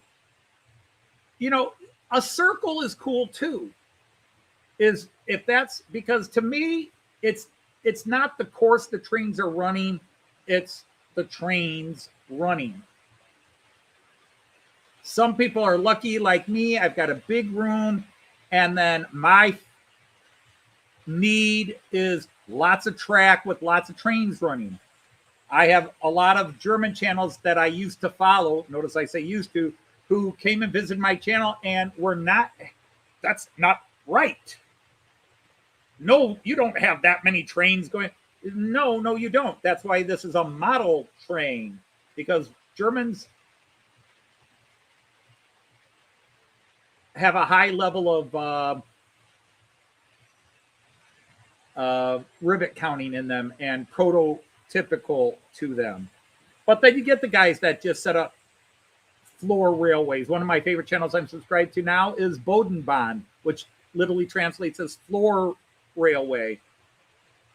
And he builds a different layout. He sets it up on his floor, runs it through his apartment, and then when he has to take it down for whatever reason, he takes it down, and then he builds a new one. But he does run trains in a somewhat prototypical way. You know, he's usually only got like one main line and then maybe a heritage line, something like that. Yeah, on the N scale, definitely.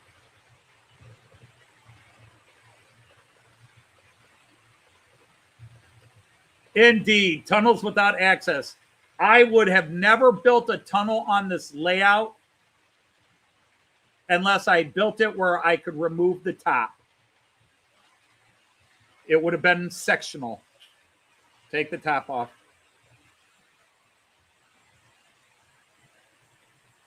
Oh, that's good to hear, Kieran. Sadly, a lot of people build the tunnels and then, oops. I think, was it Matt Slade did a video of Matt Slade from Jubilee Lane, Matt Slade in Cardiff, who I was in Cardiff and didn't know he was in Cardiff. Otherwise, I might have gotten to know him, because when I mentioned we were in Cardiff and I didn't know he lived in Cardiff, he was like, you should have said something. We could have met. And I'm like, he would have met me, you know.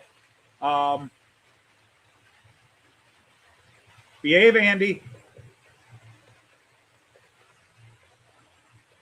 No volcanoes in Germany that are active. Even the Swiss mountain range, I don't think they have any. I think the nearest volcanoes you get are down in Italy. Not even part of the Alps. Because you got Vesuvius and then Etna in Sicily. And those are part of a different sort of ring along the continental plate.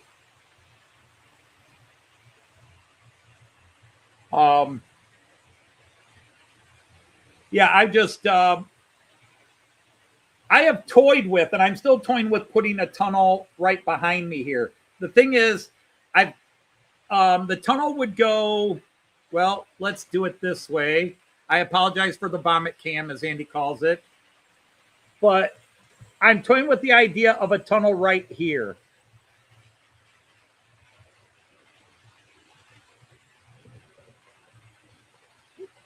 Those 3 lines right there where that blue Railjet is going up. And having a 3-way tunnel there. You know, a tunnel for doing a 3-way. I don't want to do it there because I'm still thinking of putting the river there. I just got to really think hard about it. And I do love the little hills I put there. And at least the one hill would have to come out to put the river scene here. But yeah, I'm thinking of putting a tunnel up here. There is a tunnel. There's precedence for it. There is one tunnel between Bremen and Hanover. Now, I'm doing Delmenhorst to Bremen or Hanover. So Delmenhorst to Hanover, there is precedence to have a tunnel. Let's get my ugly mug off that shot.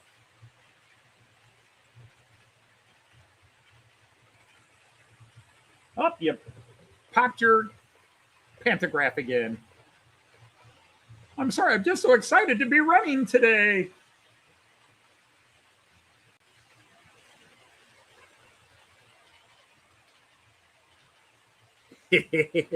He said 3 ways. Hey, we've gone 4 ways and 5 ways here. We've had outright orgies.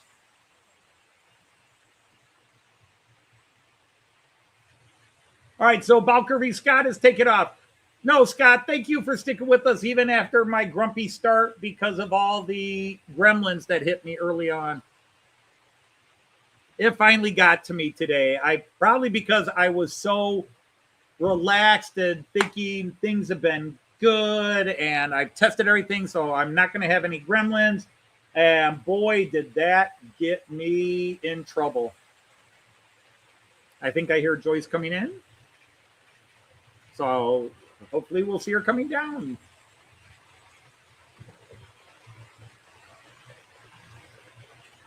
Woo! Flying right past you. My favorite train in terms of livery in the world, the Austrian Railjet, and the Czech Railjet is probably up there. I do love the ICE 3s and 4s just in total, but the Austrian Railjet is just a different breed. Oh, missed it. Here we go. Woo! I don't know what it is, but ever since I first saw a model of it, even before I saw the real thing, it blew me away. There's a 1, 2, 3, 4, 5. We had a 5-way right there. Well, actually a 6 because the interior guy was faster. We had all 6 trains there at one point.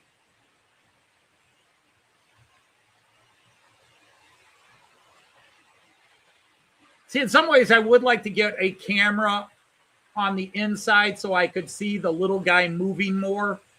You know, the little interior lane.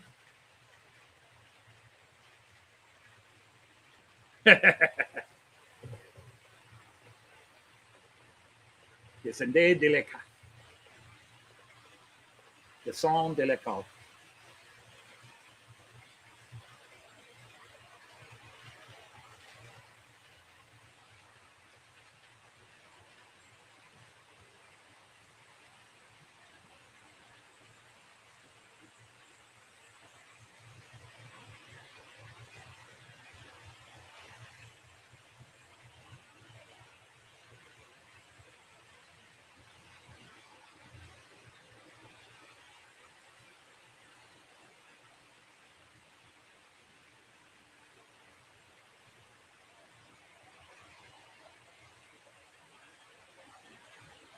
Now to screw up the eyes of everybody watching on a small phone screen.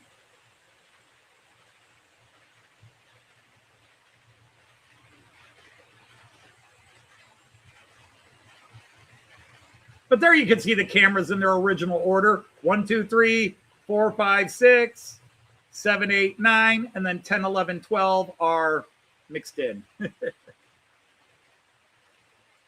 Hello, Eugene. Sir Eugene, welcome in. Oh, yeah, KJ. The Eurovision 2026. I saw that. It is kind of cool, but it's also kind of weird looking to me.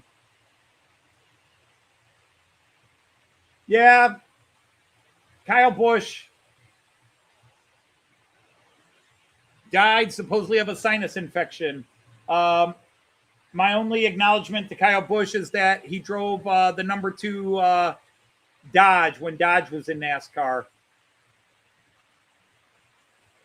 Rumors are Dodge is going to come back to NASCAR, but I'll believe it when I hear it.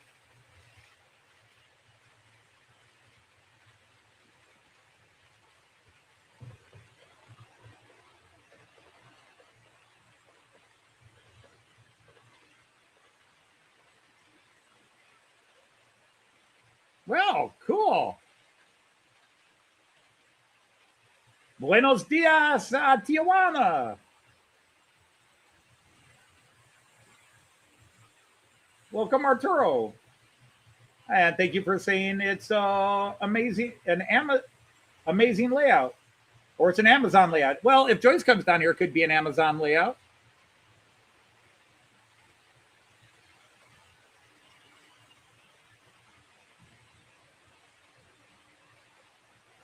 Oh, yeah. And the thing is, we've heard, growing up with Joyce, who has real bad sinus problems, we've heard, sinus infections can go in and get septic. And yes, they can be serious. They can be fatal if you ignore them.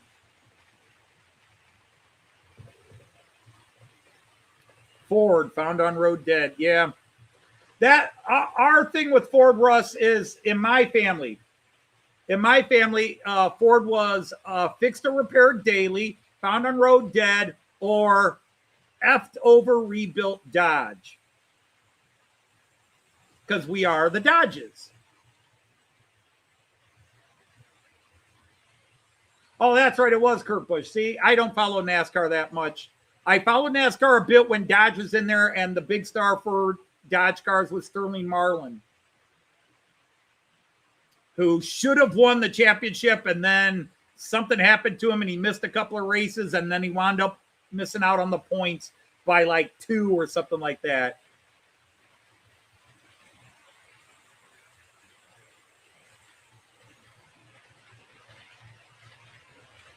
Yeah, Joyce gets sinus infections often.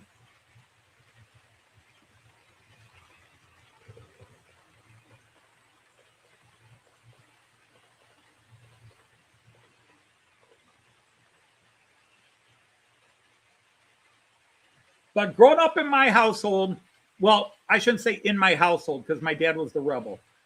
Growing up in my family, there were 2 cars you did not drive. Well, 2 very large genres of cars. You didn't drive Ford. You better not drive Ford. You should be in Mopar. But if you're not going to drive Mopar, you don't drive Ford. And back in the day, you don't drive foreign. The family was fine if you drove a Chevy, if you drove a Lincoln and Mercury, even though they were owned by Ford. But if you drove Ford, you took crap at family reunions. I remember my cousin William, he came into money and he bought a Mercedes-Benz, and he drove his brand new big Mercedes-Benz sedan to the Dodge family reunion. Oh, the family didn't let him hear the end of it. And my dad, probably because, like me, he grew up being Dodge, and don't ever drive a Ford. My dad drove a lot of Fords. He drove some Fords, and the family let him know. And my dad refused to drive a Dodge. He didn't drive a Dodge until he was in his, got to be 60s. Yeah, he would have been 65. He bought a 1995 Dodge Intrepid. Now, he had a Plymouth. He had a Ford. He had a Mercury Grand Marquis in the 70s, back when that was the biggest stock car off the lots. It was huge. It was bigger than the Cadillac Eldorados and the Delta 88s, the 77.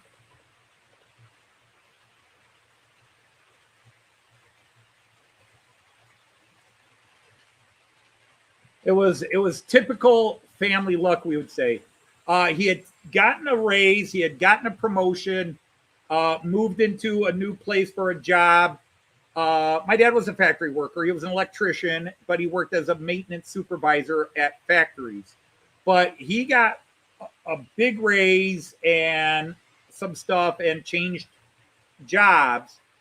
And, the one time in his life he was ahead on money. He caught up with a lot of stuff that he was behind on. And he went out. My mom wanted a big car. So they bought this big, ugly, yellow and brown Mercury Grand Marquis. And within a year, my dad was unemployed. The new factory had gone to that had almost doubled his salary had closed. literally, my dad went home on Friday with a job, feeling pretty good. And he showed up Monday with a pink sign on the gate saying factory closed. Nobody heard it coming. Nobody knew it was coming. The factory had only been open a year. They hired my dad away. They gave him a huge raise to hire him away. And then, bam. And so we had that little bit of right and high where we were right in where my dad was actually making decent money for our family. And then, bam, unemployed again.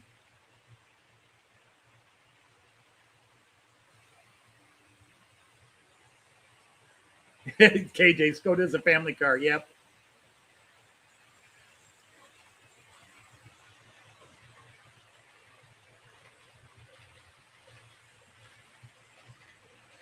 In fact, my father, the very first car I owned, I was looking at a 71 Dodge Challenger for $1,000, which I had. I had that money. I'm 17 years old. I've got the $1,000. It's money I've earned. I've paid my school tuition for being, I've got $1,000 to buy this car. My dad goes and looks at it. And then he's like, nope, you're not buying this car. Why? Oh, well, it's got an engine oil leak. It's like, we can fix that, Dad. You have engine oil leaks on your current car. And we fix them. And he made me buy a $50 piece of junk off a neighbor. And it was a Ford 68 or 69 Ford Gran Torino Talladega fastback. Basically, it was weird because it looked like a Mustang 2 fastback, just not, just different quarter panels and front rear light arrays. But basically, the same car, same chassis. It had a Ford 351 engine, or is Chevy the 351? I think it was the Ford 351 8-cylinder in it. And I had to do so much repair on it, but that was my dad. You're going to learn how to put in brakes and you're going to learn how to put in the electrical system. So he made me buy this junk car. Now, I owned that car for 2 years, kept it running for 2 years. It was a Fred Flintstone car by the end because you could see I could be sitting in the winter and lean back and look at the floorboard on the opposite side of the gas pedal, and I could see the snow on the street. But I did drive it for 2 years, and it always started. It never failed to start, but I put a lot of work into it, learned a lot. So my dad, did have that intention. But I sold it for $40 for scrap, so it was a $10 car. Bought it in 1981, scrapped it in 1983, paid $50, sold it for $40. $10 car.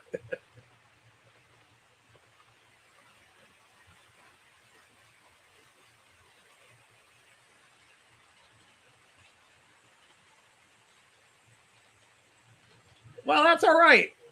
The key is, as we wish for everybody, Joyce and I wish for everybody, is we wish folks to have stability, fair jobs that pay fair. There's too many people that are worked and get nothing for it.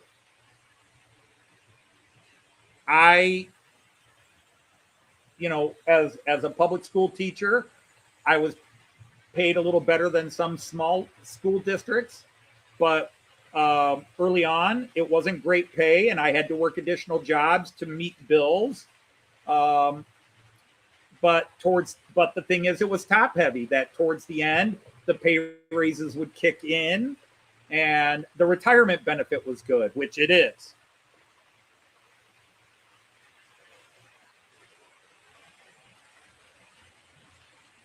Yeah, it probably is, Ray Central.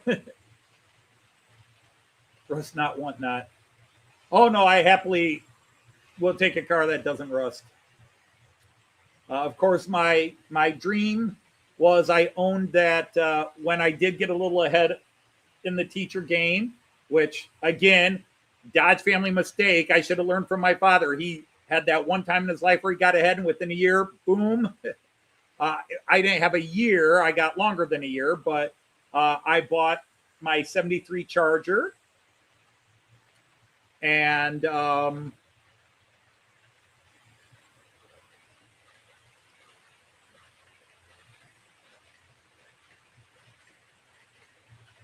I loved every second of it. My 73 Charger was awesome.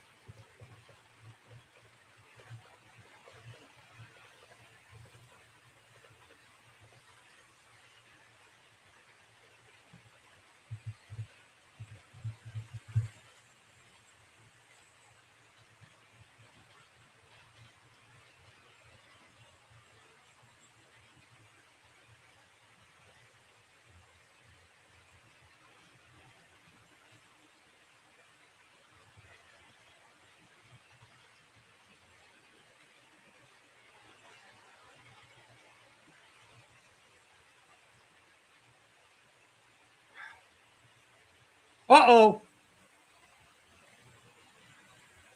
OBS just crashed.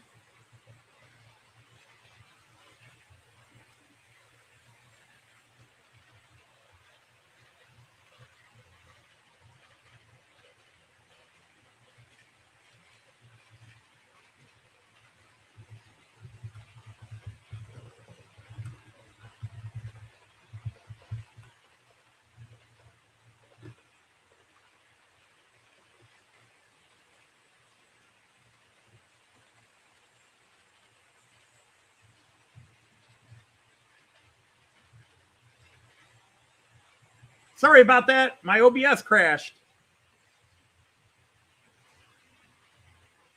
I was trying to get it to do something, and all of a sudden it said, nope, we're not doing that. And it threw a hissy fit. I should check microphone, make sure we're on the right mic. Yep, we're good. Okay. Well, that wasn't Gremlins. That was me. That was not Gremlins. Hey, Sir Simon, how are you? That was not Gremlins. That was me. I was trying to load something up, and it wasn't loading up, so I clicked X. Unfortunately, the X for OBS was right behind it.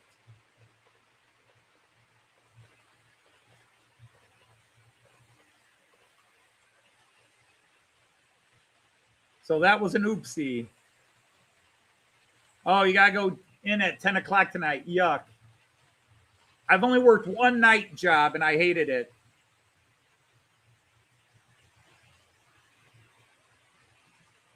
I wonder where Joyce is. That's 3-day weekend. She's got to prepare.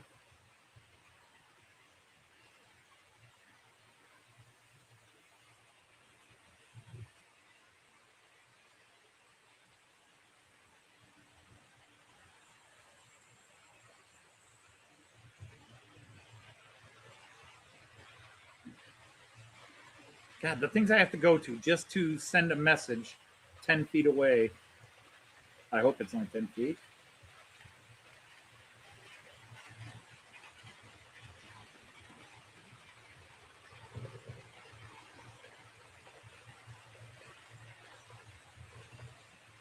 She totally missed out last week, and she's late this week.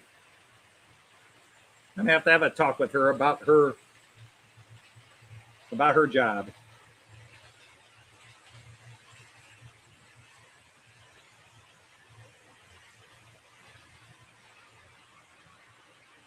Yeah, I mean, if you do it like my son, to be honest, I think the worst shift. My son worked third shift for a long time at one chemical place that he was hired at. But the job he has now for 4 or 5 years, he's been working second shift. And he's eligible to move up to first shift, and they won't move him up. And when he finally applied for another job that he was more than qualified for to go up to first, somebody whispered and said, they're not going to move you up to first shift because you're the one guy they have on second shift.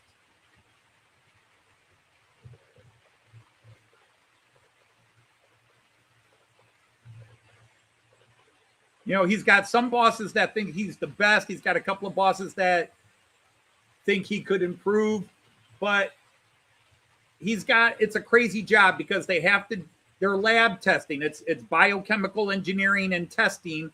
And so they have to do testing where it's 100% clean.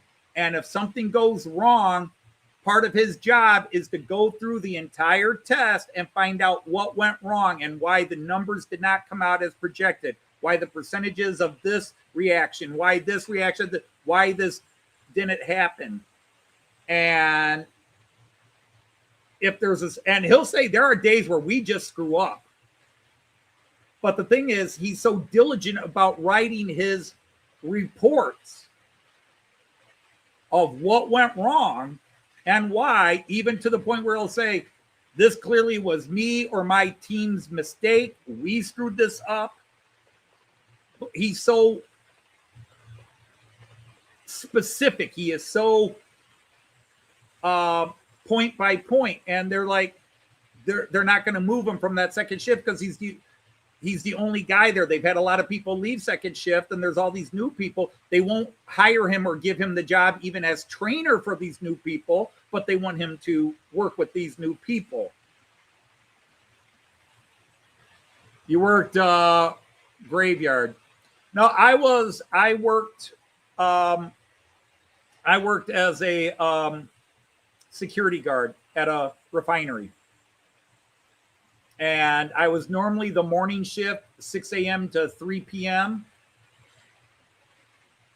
or 5 a.m. to 3 p.m. sometimes. But there was a couple of times I had to work the 12 or the 11 to 6 shift. He could be. I mean, and if he is, he comes by it cleanly because I'm autistic. Joyce has ADHD. It's very strong in me and my kids. Well, kids. But it's never affected anything like that. It's just my son is very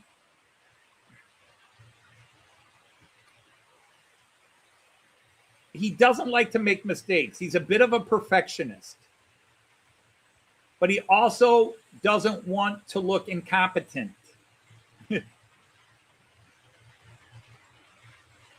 Could I make a video regarding maintenance of Märklin locos?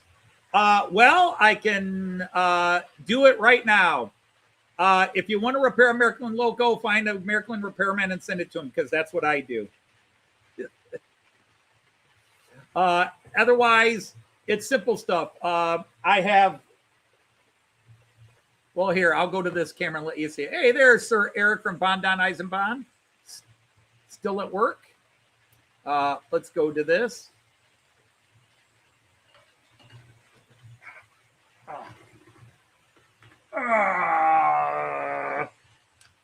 All right, this is a tire and Märklin ski cleaner. Okay. So once a year, I run all my rolling stock on this to clean the wheels. I think I said tires, the wheels. This is a Märklin wheel and ski or pickup shoe cleaner. So once a year, I run them through this, which I did a few weeks ago, except I actually forgot a few. But I can run all my rolling stock, DC or AC on this.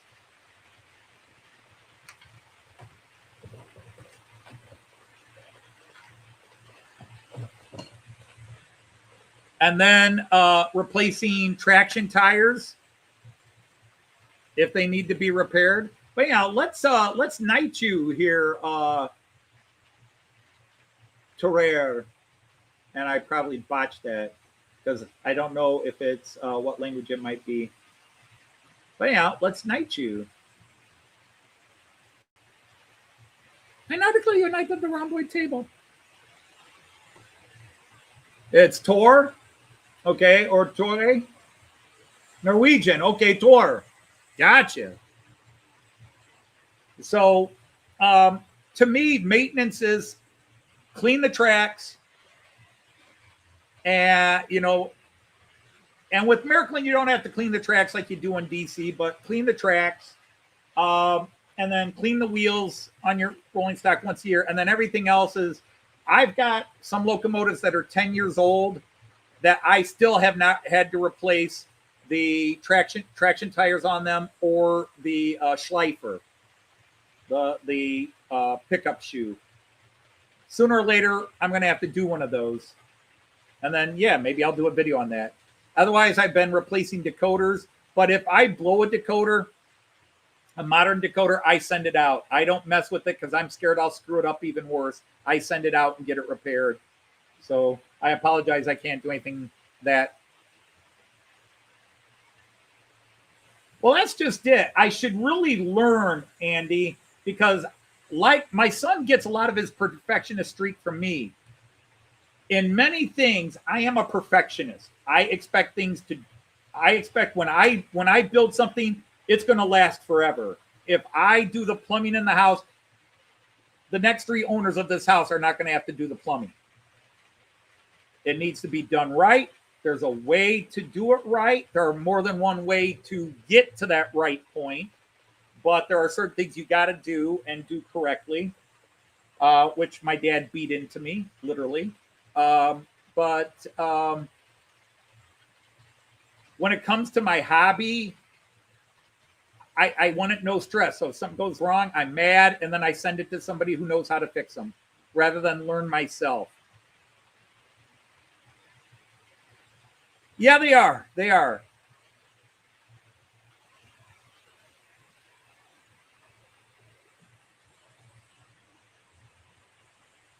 The worst traction tires I've dealt with are, again, Jägendorfer collection. I have had to replace traction tires twice on my my Beethoven locomotive, which I was going to run this week. I got to run him next week. Maybe I'll do a theme of funkiest locomotives next week. The guys that just have the funkiest liveries on them. Might be a lot of freight trains in that case. Märklin of Sweden is a good channel.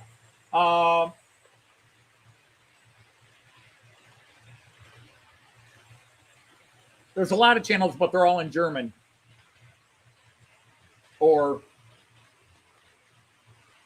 Although Karsten is in Torsten and Karsten both do English.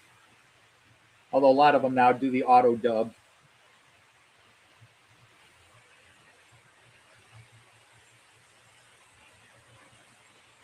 I don't watch Märklin of Sweden like I used to.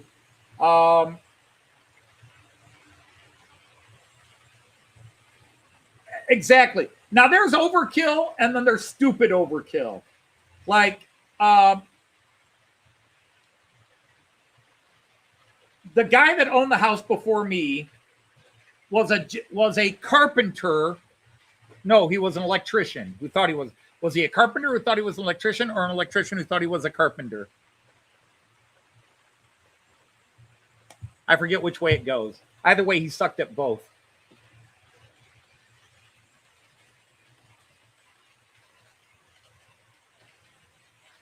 But yeah, he was an electrician because I have the phrase, he was an electrician, but I wouldn't hire him to change a light bulb. Every time I've had to repair something in this house, the hardest part of the job is figuring out what the hell he did, because as a professional electrician, he never followed code in this house.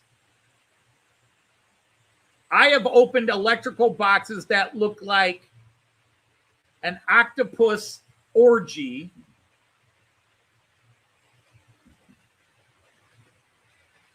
I'd like to be down in the sea in an octopus's orgy with. But yeah, absolutely discouraging. We've opened electrical boxes and found signs of flash, which meant that things spiked and went and flamed. Our house could have burned down. My kids could have died because of illegal electrical work that he did. So when I had to redo this basement, the amount of things I found were so insane. I cussed his name. There was a time where I just said his name as a cuss word. Like, my family knows that if I'm working on something, I go, "Oh, Hyder!" They're like, "What did he do now?" And I'll just point. Now, I have replaced, except for the main house wiring that is still true to the house, but everything else I've replaced or I've had other people replace. But I had one where I was just trying to redo an electrical switch box. It had 3 switches on it because it controls the ceiling fan, the light, and brightness. 2 lights and a ceiling fan plus brightness. I opened it up and I worked on it for 2-3 hours, couldn't figure out. I finally called in an electrician, and I expect the electrician to come in and go, It took the electrician 2 hours to figure it out. The professional guy. He was like, I don't know what this guy was doing, but he was on drugs. Okay. So, hey, we finally have the co-host. Oh, yeah. Oh, let me get those out of the way. I'll do this on Monday. And then I'm like, nope, I'm going to do it right now. Okay, first of all, hi, everybody. Hi, Tom. Hi, Let's Raymond. get a camera on you. Russ, that makes a lot of sense to me that you're very tidy with your electrical. Hi there, Tom. Hello, Ray. Hi, Simon. Hi there, Mick. I'm waving. Hi, Andy. Also waving. Hi, Valley. That's Chris, right? Yes. Hi, Mansville.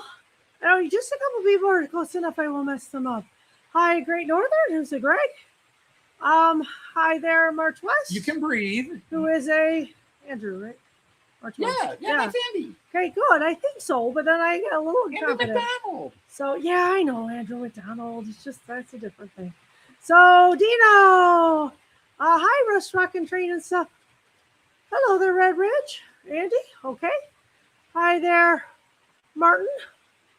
Hello there, John. Hi, Digger. Hi, Randall. Hi, Fresno Jason. Okay, to get through the list. I don't know. Joyce to the rescue. If somebody got left out, raise your hand and. Oh, what was she telling me today? Yeah. But yeah, you came down just as talking about that. Hyder's electrical in this house. Yeah, I was hearing that.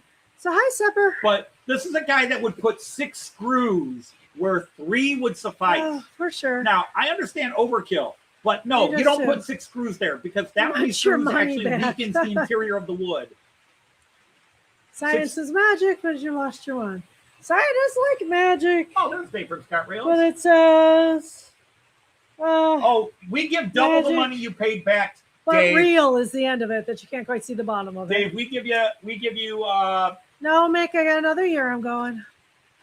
Hello there. hello, Damien. Damien. So Damien says, Ich bin auch da. Yeah. Hello.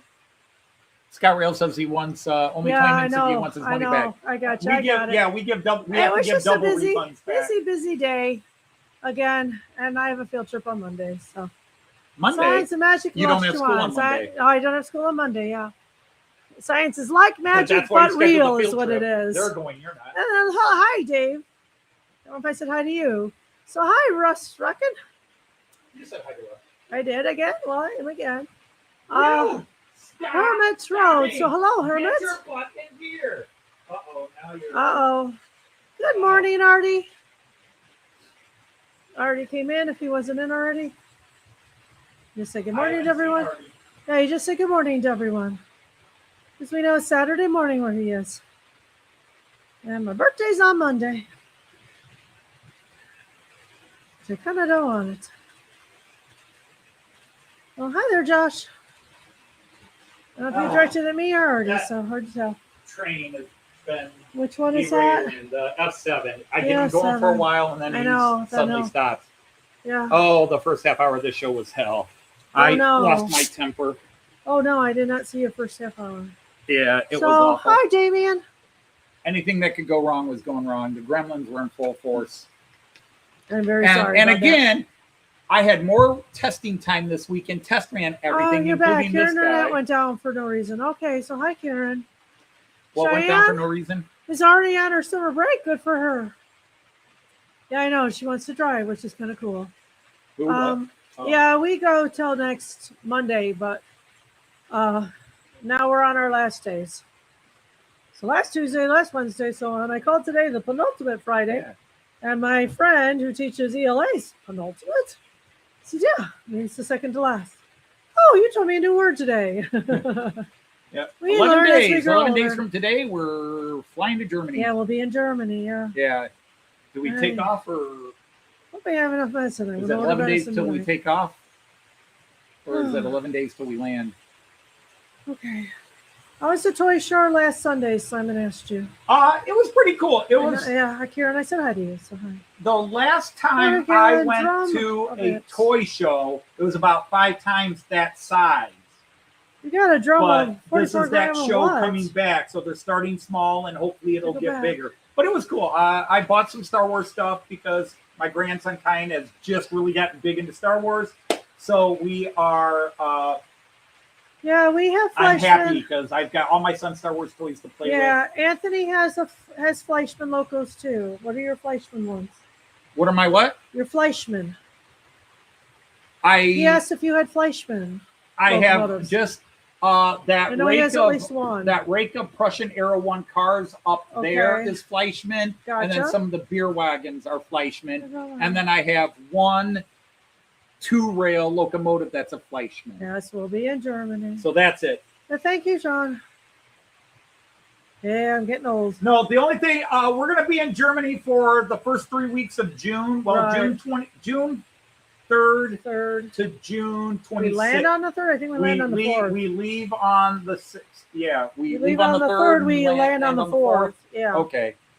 Hi, Josh. Or we're leaving on the 2nd and landing on I the said 3rd. hi to you, but hi again.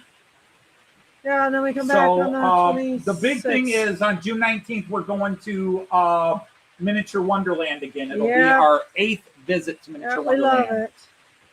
it. Secret Bush receipts. Okay. Yeah, I know. We're all getting old. I get that. Hey, It's there's just, already. it's just a big time for me. So, yeah, no, unfortunately, in Germany, all the model train shows and Yeah, Hamburg. fairs Yeah, we'll and be up in Hamburg. exhibitions We're going to stay north of Hamburg. and for this. they're ending now. I know. Everybody gets old. Once June hits, there's no train shows because everybody's on holidays. Right, yeah. You know, throughout June until Uh-huh. September, everybody takes their holidays, so they really don't do shows. that I Okay, found. Damien asked which cities are we going to? Uh, So we're starting there. You go.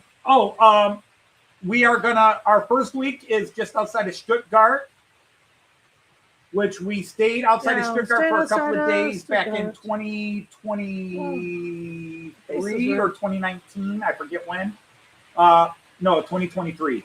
But we're gonna be outside of Stuttgart for a week. Little town called Ebersbach an der Fils. Then we're going to be in Erfurt for a week. Just respond to you so it will nag at me. We're going to be in Erfurt for a week. And then we're going to be in Neumünster for a week. And then there's the takeoff and landing days. We'll be in Frankfurt for a day before we take off. We like to go to Frankfurt, have a day to just, and then catch the flight the next day.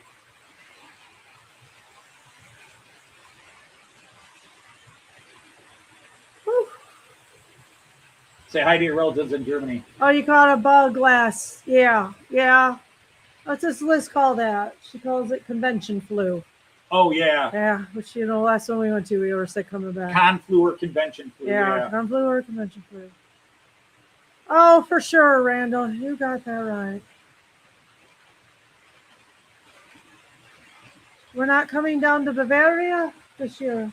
No, we're not. No, yeah, we're not going down to Bavaria. I mean, Stuttgart is Be the fun to furthest meet south you. we're going to be. Yeah. Erfurt's kind of up in the middle, and then we're going way to the north because our previous trip, last year we were kind of all Upright over, trestle. but we had a Oh, trip. your figure eight is good, Josh. Yeah, I've The seen your 2023 trip, we spent a lot of time in the south. We were in Bavaria and then Austria videos. Right. because we did 5 days in. We did 5 days in Salzburg and 4 days in Vienna. Start your bastard. Gotcha. Okay. You got it.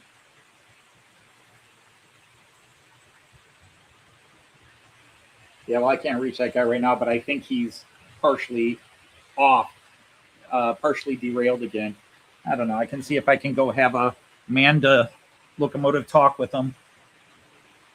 He's good. Being a complete scumbag.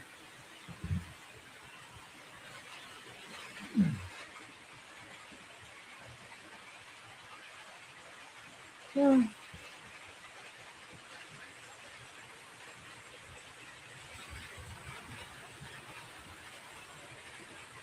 Yeah, it's in Baden-Württemberg. Yeah, Yeah, Stuttgart is.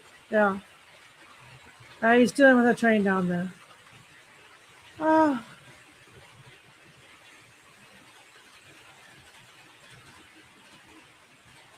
Well, apparently he's had enough. Yeah, he's Okay. overheating. oh, he's overheating. Yeah, Yeah. Baden-Württemberg. Yeah, we're trying to hit every Stadt in Germany, in Deutschland. Right? Yeah. Yeah. Apparently he didn't like the 3-hour show today. Gotcha. You have ones that don't like that. Yeah. Actually, I can't even put another loco on because no other loco has the knuckle All right, couplers. Hermit. Glad you were here. Hey, Hermitage Road, right? Hermitage Road. Yeah, Stuttgart is Let's stop with Baden-Württemberg, yes. Hermitage. Hermitage. Okay, gotcha. We're glad you were in. You keep passing out when you call. Did somebody say different? Did somebody say Stuttgart wasn't in Baden-Württemberg? I know my German geography.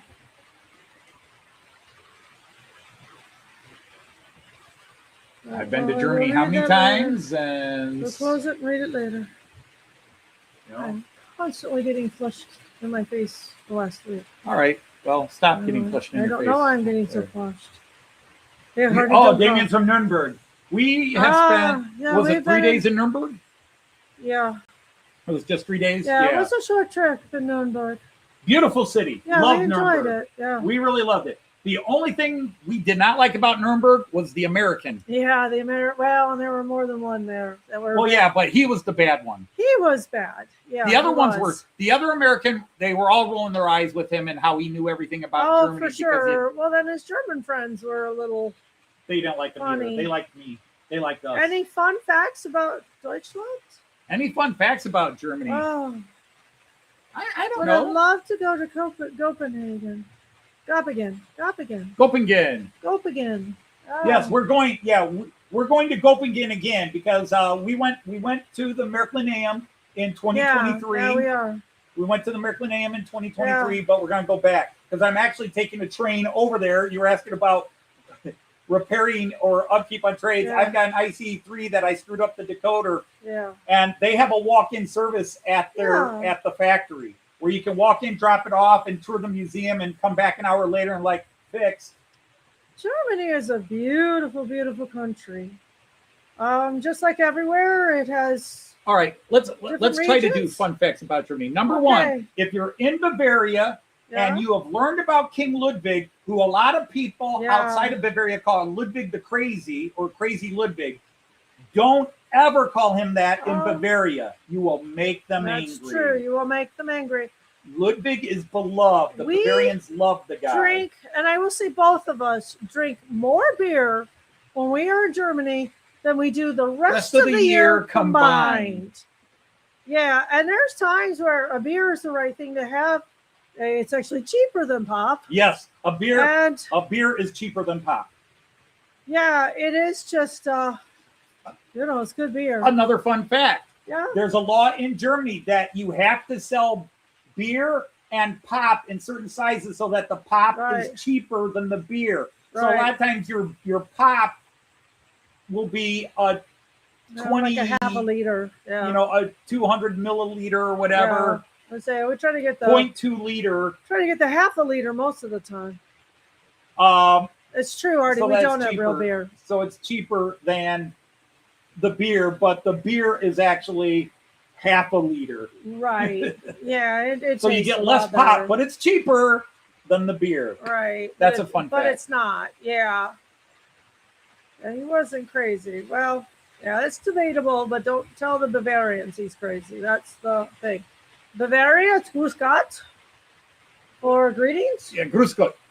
Yeah, I don't say it right. My Grüß accent's Gott. horrible still. Or specifically in the München area, although I know people in Nuremberg that do it too, they Servus. Servus, yeah.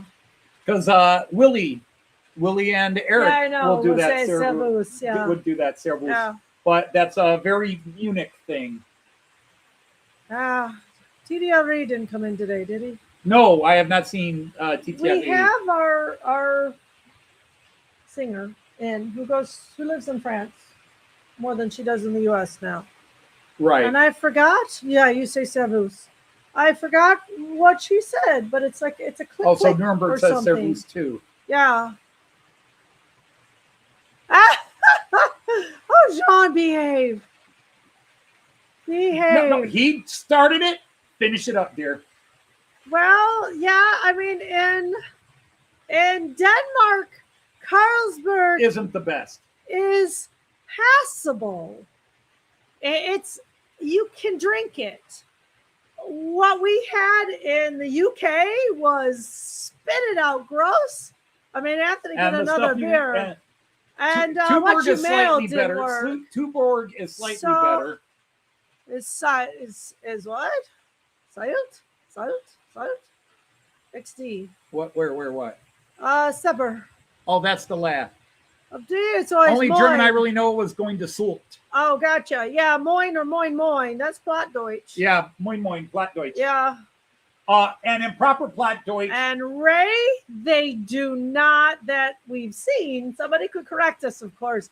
But when we took our teenagers to Deutschland, the first thing they were going to do when they got home was have Taco Bell because they were in withdrawal. yeah, there is not a Taco Bell Anywhere outside we of went, an at American least. air base Yeah. in Germany. That You were stationed in Osnabrück, Bergen, and we know Iserlohn? Osnabrück. We know Osnabrück. We took our yeah, students we to it know every year. Osnabrück well. I love the town of Osnabrück. In Okay, fact, one of they my closed favorite it. places Gotcha. to eat, not named Grafwerk and Delmenhorst, Of course. is La Stimmt auch. Crêperie in Yeah, you did love that creperie. the little salami Uh-huh. and Edamer cheese inside basically a crepe. Yeah. Oh, that was good. Ah, And the little sauce, even the corn with the sauce on it was really good. Little Yeah. place on the square across from the Eric Remarque Iserlohn. Eric I don't know Remarque, Iserlohn, I don't think. Museum. Americans who like Märklin often are former surface personnel having been stationed in Germany. Well, that's Nope. not Anthony's story. Anthony fell in love with the trains because we were doing teacher things. We had a group exchange and we started riding the trains and love. Traveling by train in Love Germany. came in. Yep. Yeah, to what Even about when we it, have listen. hassles that make you mad at the moment, we still prefer it. Oh, sure, there's better food in Europe than Taco Bell. My we connection. don't. Anthony and I don't do Taco Bell in America, so No, we don't do Taco Bell. it's just not our thing. Just real quick, because most people know it, but my connection to Germany Yeah, is 3 of my 4 grandparents were born in Germany. this is true. And I had a lot of German relatives around me. That's right. Your Aunt Frida My Aunt Frida, spoke but fluent German. my grandmother Dodge, her name was Yeah. Gitana Bogarter. She was Yeah. from Germany, Yep. Prussian. Prussian. Yeah, But they all came to America before the turn of the century. right. Yeah, they were not involved in the wars. My grandpa, Andreas Ritz, who was turned into Andrew Ritz, Yeah. he was born in Bavaria. And then my grandmother, his wife, his first wife, was Mildred Willems, and she became Mildred Wilson. Oh, that's nice. They changed her name. She was Mildred Wilson. But She she's came doing the over when she was barbecue. like 4. But a lot of the families came over and they kept the language alive Yeah. within the family. Mhm. And so I grew up with a lot of German speaking. Plus, again, my dad's older brother, my Uncle Dale, married Aunt Frida. He was a pilot during World War II, and then he stayed in Germany for 3 years. He even did the Berlin airlift, the Luftwaffe. Mhm. He did that, and he met a German girl there. And he was Yeah, a few how do years we know older than that? her, but he married her and brought her and her whole family over to America. Uh-huh. And so I had all these relatives who spoke German. So I grew up with German. My Aunt Frida was from Dresden.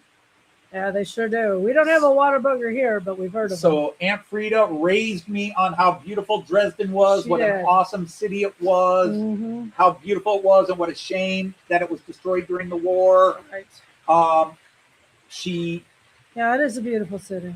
she hated Oh, Nazis, Magazine. and she hated Okay. Russians. Cool. She hated what? Russians. Oh, Aunt Frida hated the of course Russians. She did before Russians. Because she was in Berlin after the war. Yeah, right. What did you say before Russians?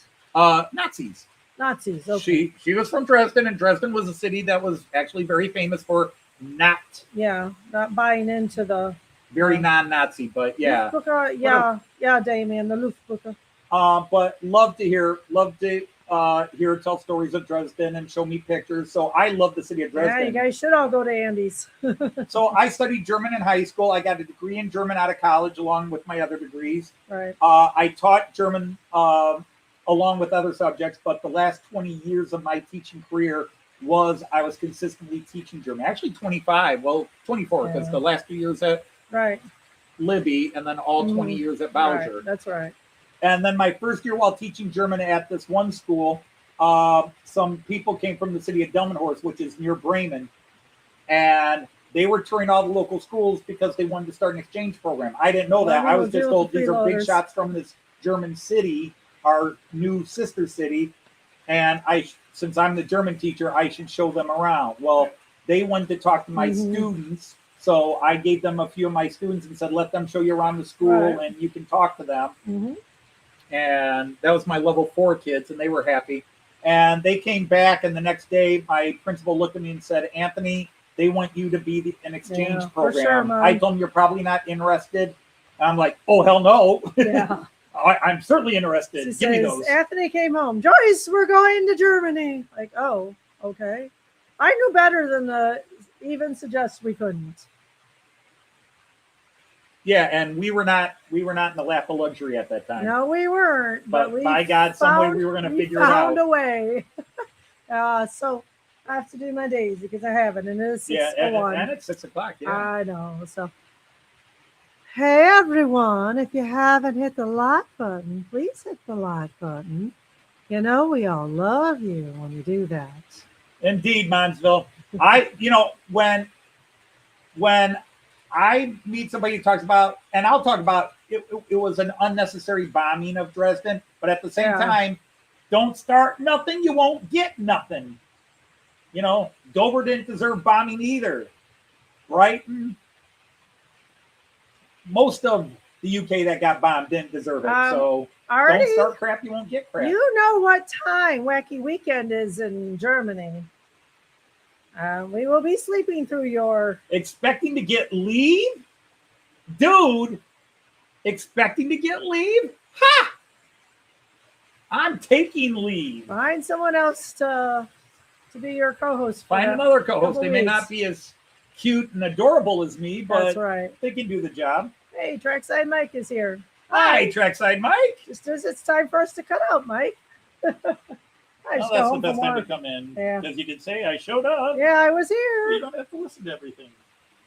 No episodes of NASCAR heat again. All right. Just busy, I just hit the stop again. American Germans should never fight. Well, we shouldn't fight now. Yeah, you just got home. Makes sense, Mike. Well, World War II needed to be fought, but... Yeah. And who knows? Oh, it's those guys. Tuna salad, Mike? Yeah. The TS trackside is also tuna salad. It's a long story of how that started. Yeah, okay. Gotcha. Yeah, gotcha. It's a long story. You can explain it to me later. We have plenty of time. I don't know if it started with Dwight or Andy. Okay. Gotcha. Bacon and egg roll time. That sounds good. Wow. Look at the views even before we log off. Oh, wow. We're popular this week again. Yeah, the other one's almost at 700. Curly started it. Okay. Curly did. Okay. It did start with Curly. Yep. Okay. All right. So, but we've been to Germany. We were in Germany every year from 2003 to 2016. Okay. I'm sorry, 2017. But 2003 to 2016 was with students. Mm-hmm. And then 2017, my exchange program ended. We already had stuff set aside to go. So we went on our own. And then we went 18, 19, and then COVID. So we didn't go in 20 and 21. And then we decided to go to the UK in 2022 because we always wanted to go to the UK. And that was an awesome trip. And then 2023, we went back to Germany. 2024, we went to Australia. 2025, we went to Germany. And now in 2026, we're going to Germany. You too, Bon. All right. So anyhow, let's get here before people ditch out before the bills are Yeah, it's a 3-day weekend for us. It's nice. Yeah, 3-day weekend. It's nice. Just 5 days left of school. Just remember why we have Memorial Day, who it's for. That's right. Yeah. Yeah, indeed. So anyhow, Yeah. we want to thank you all for tuning in again. We had a lot of people tuning in. We got a lot of views up there already. Fantastic. We appreciate all of you. So, yeah. Other than the first 40 minutes of hell, everything, as always, it stabilizes towards the end, other than the F7 here was acting up badly. Yeah. But, yeah, I almost bought that other F7 and got outbid. Damn it. Yeah. Okay, so anyhow, on that note, we want to thank you for tuning in, as we've said. And we will see you next Friday, and I will be in whoever's live streams I happen to show up. Sometimes I get ignored, but, you know, hey, it is what it is. Yeah. I tend to be kind of quiet, but I do say hello to people. You do. So until then, next Friday, we're going to say, Auf Wiedersehen. Tschüss. You jumped your cue again, just like when we're doing singing. Auf Wiedersehen. Tschüss. And happy trades. Take care, everybody. Bye.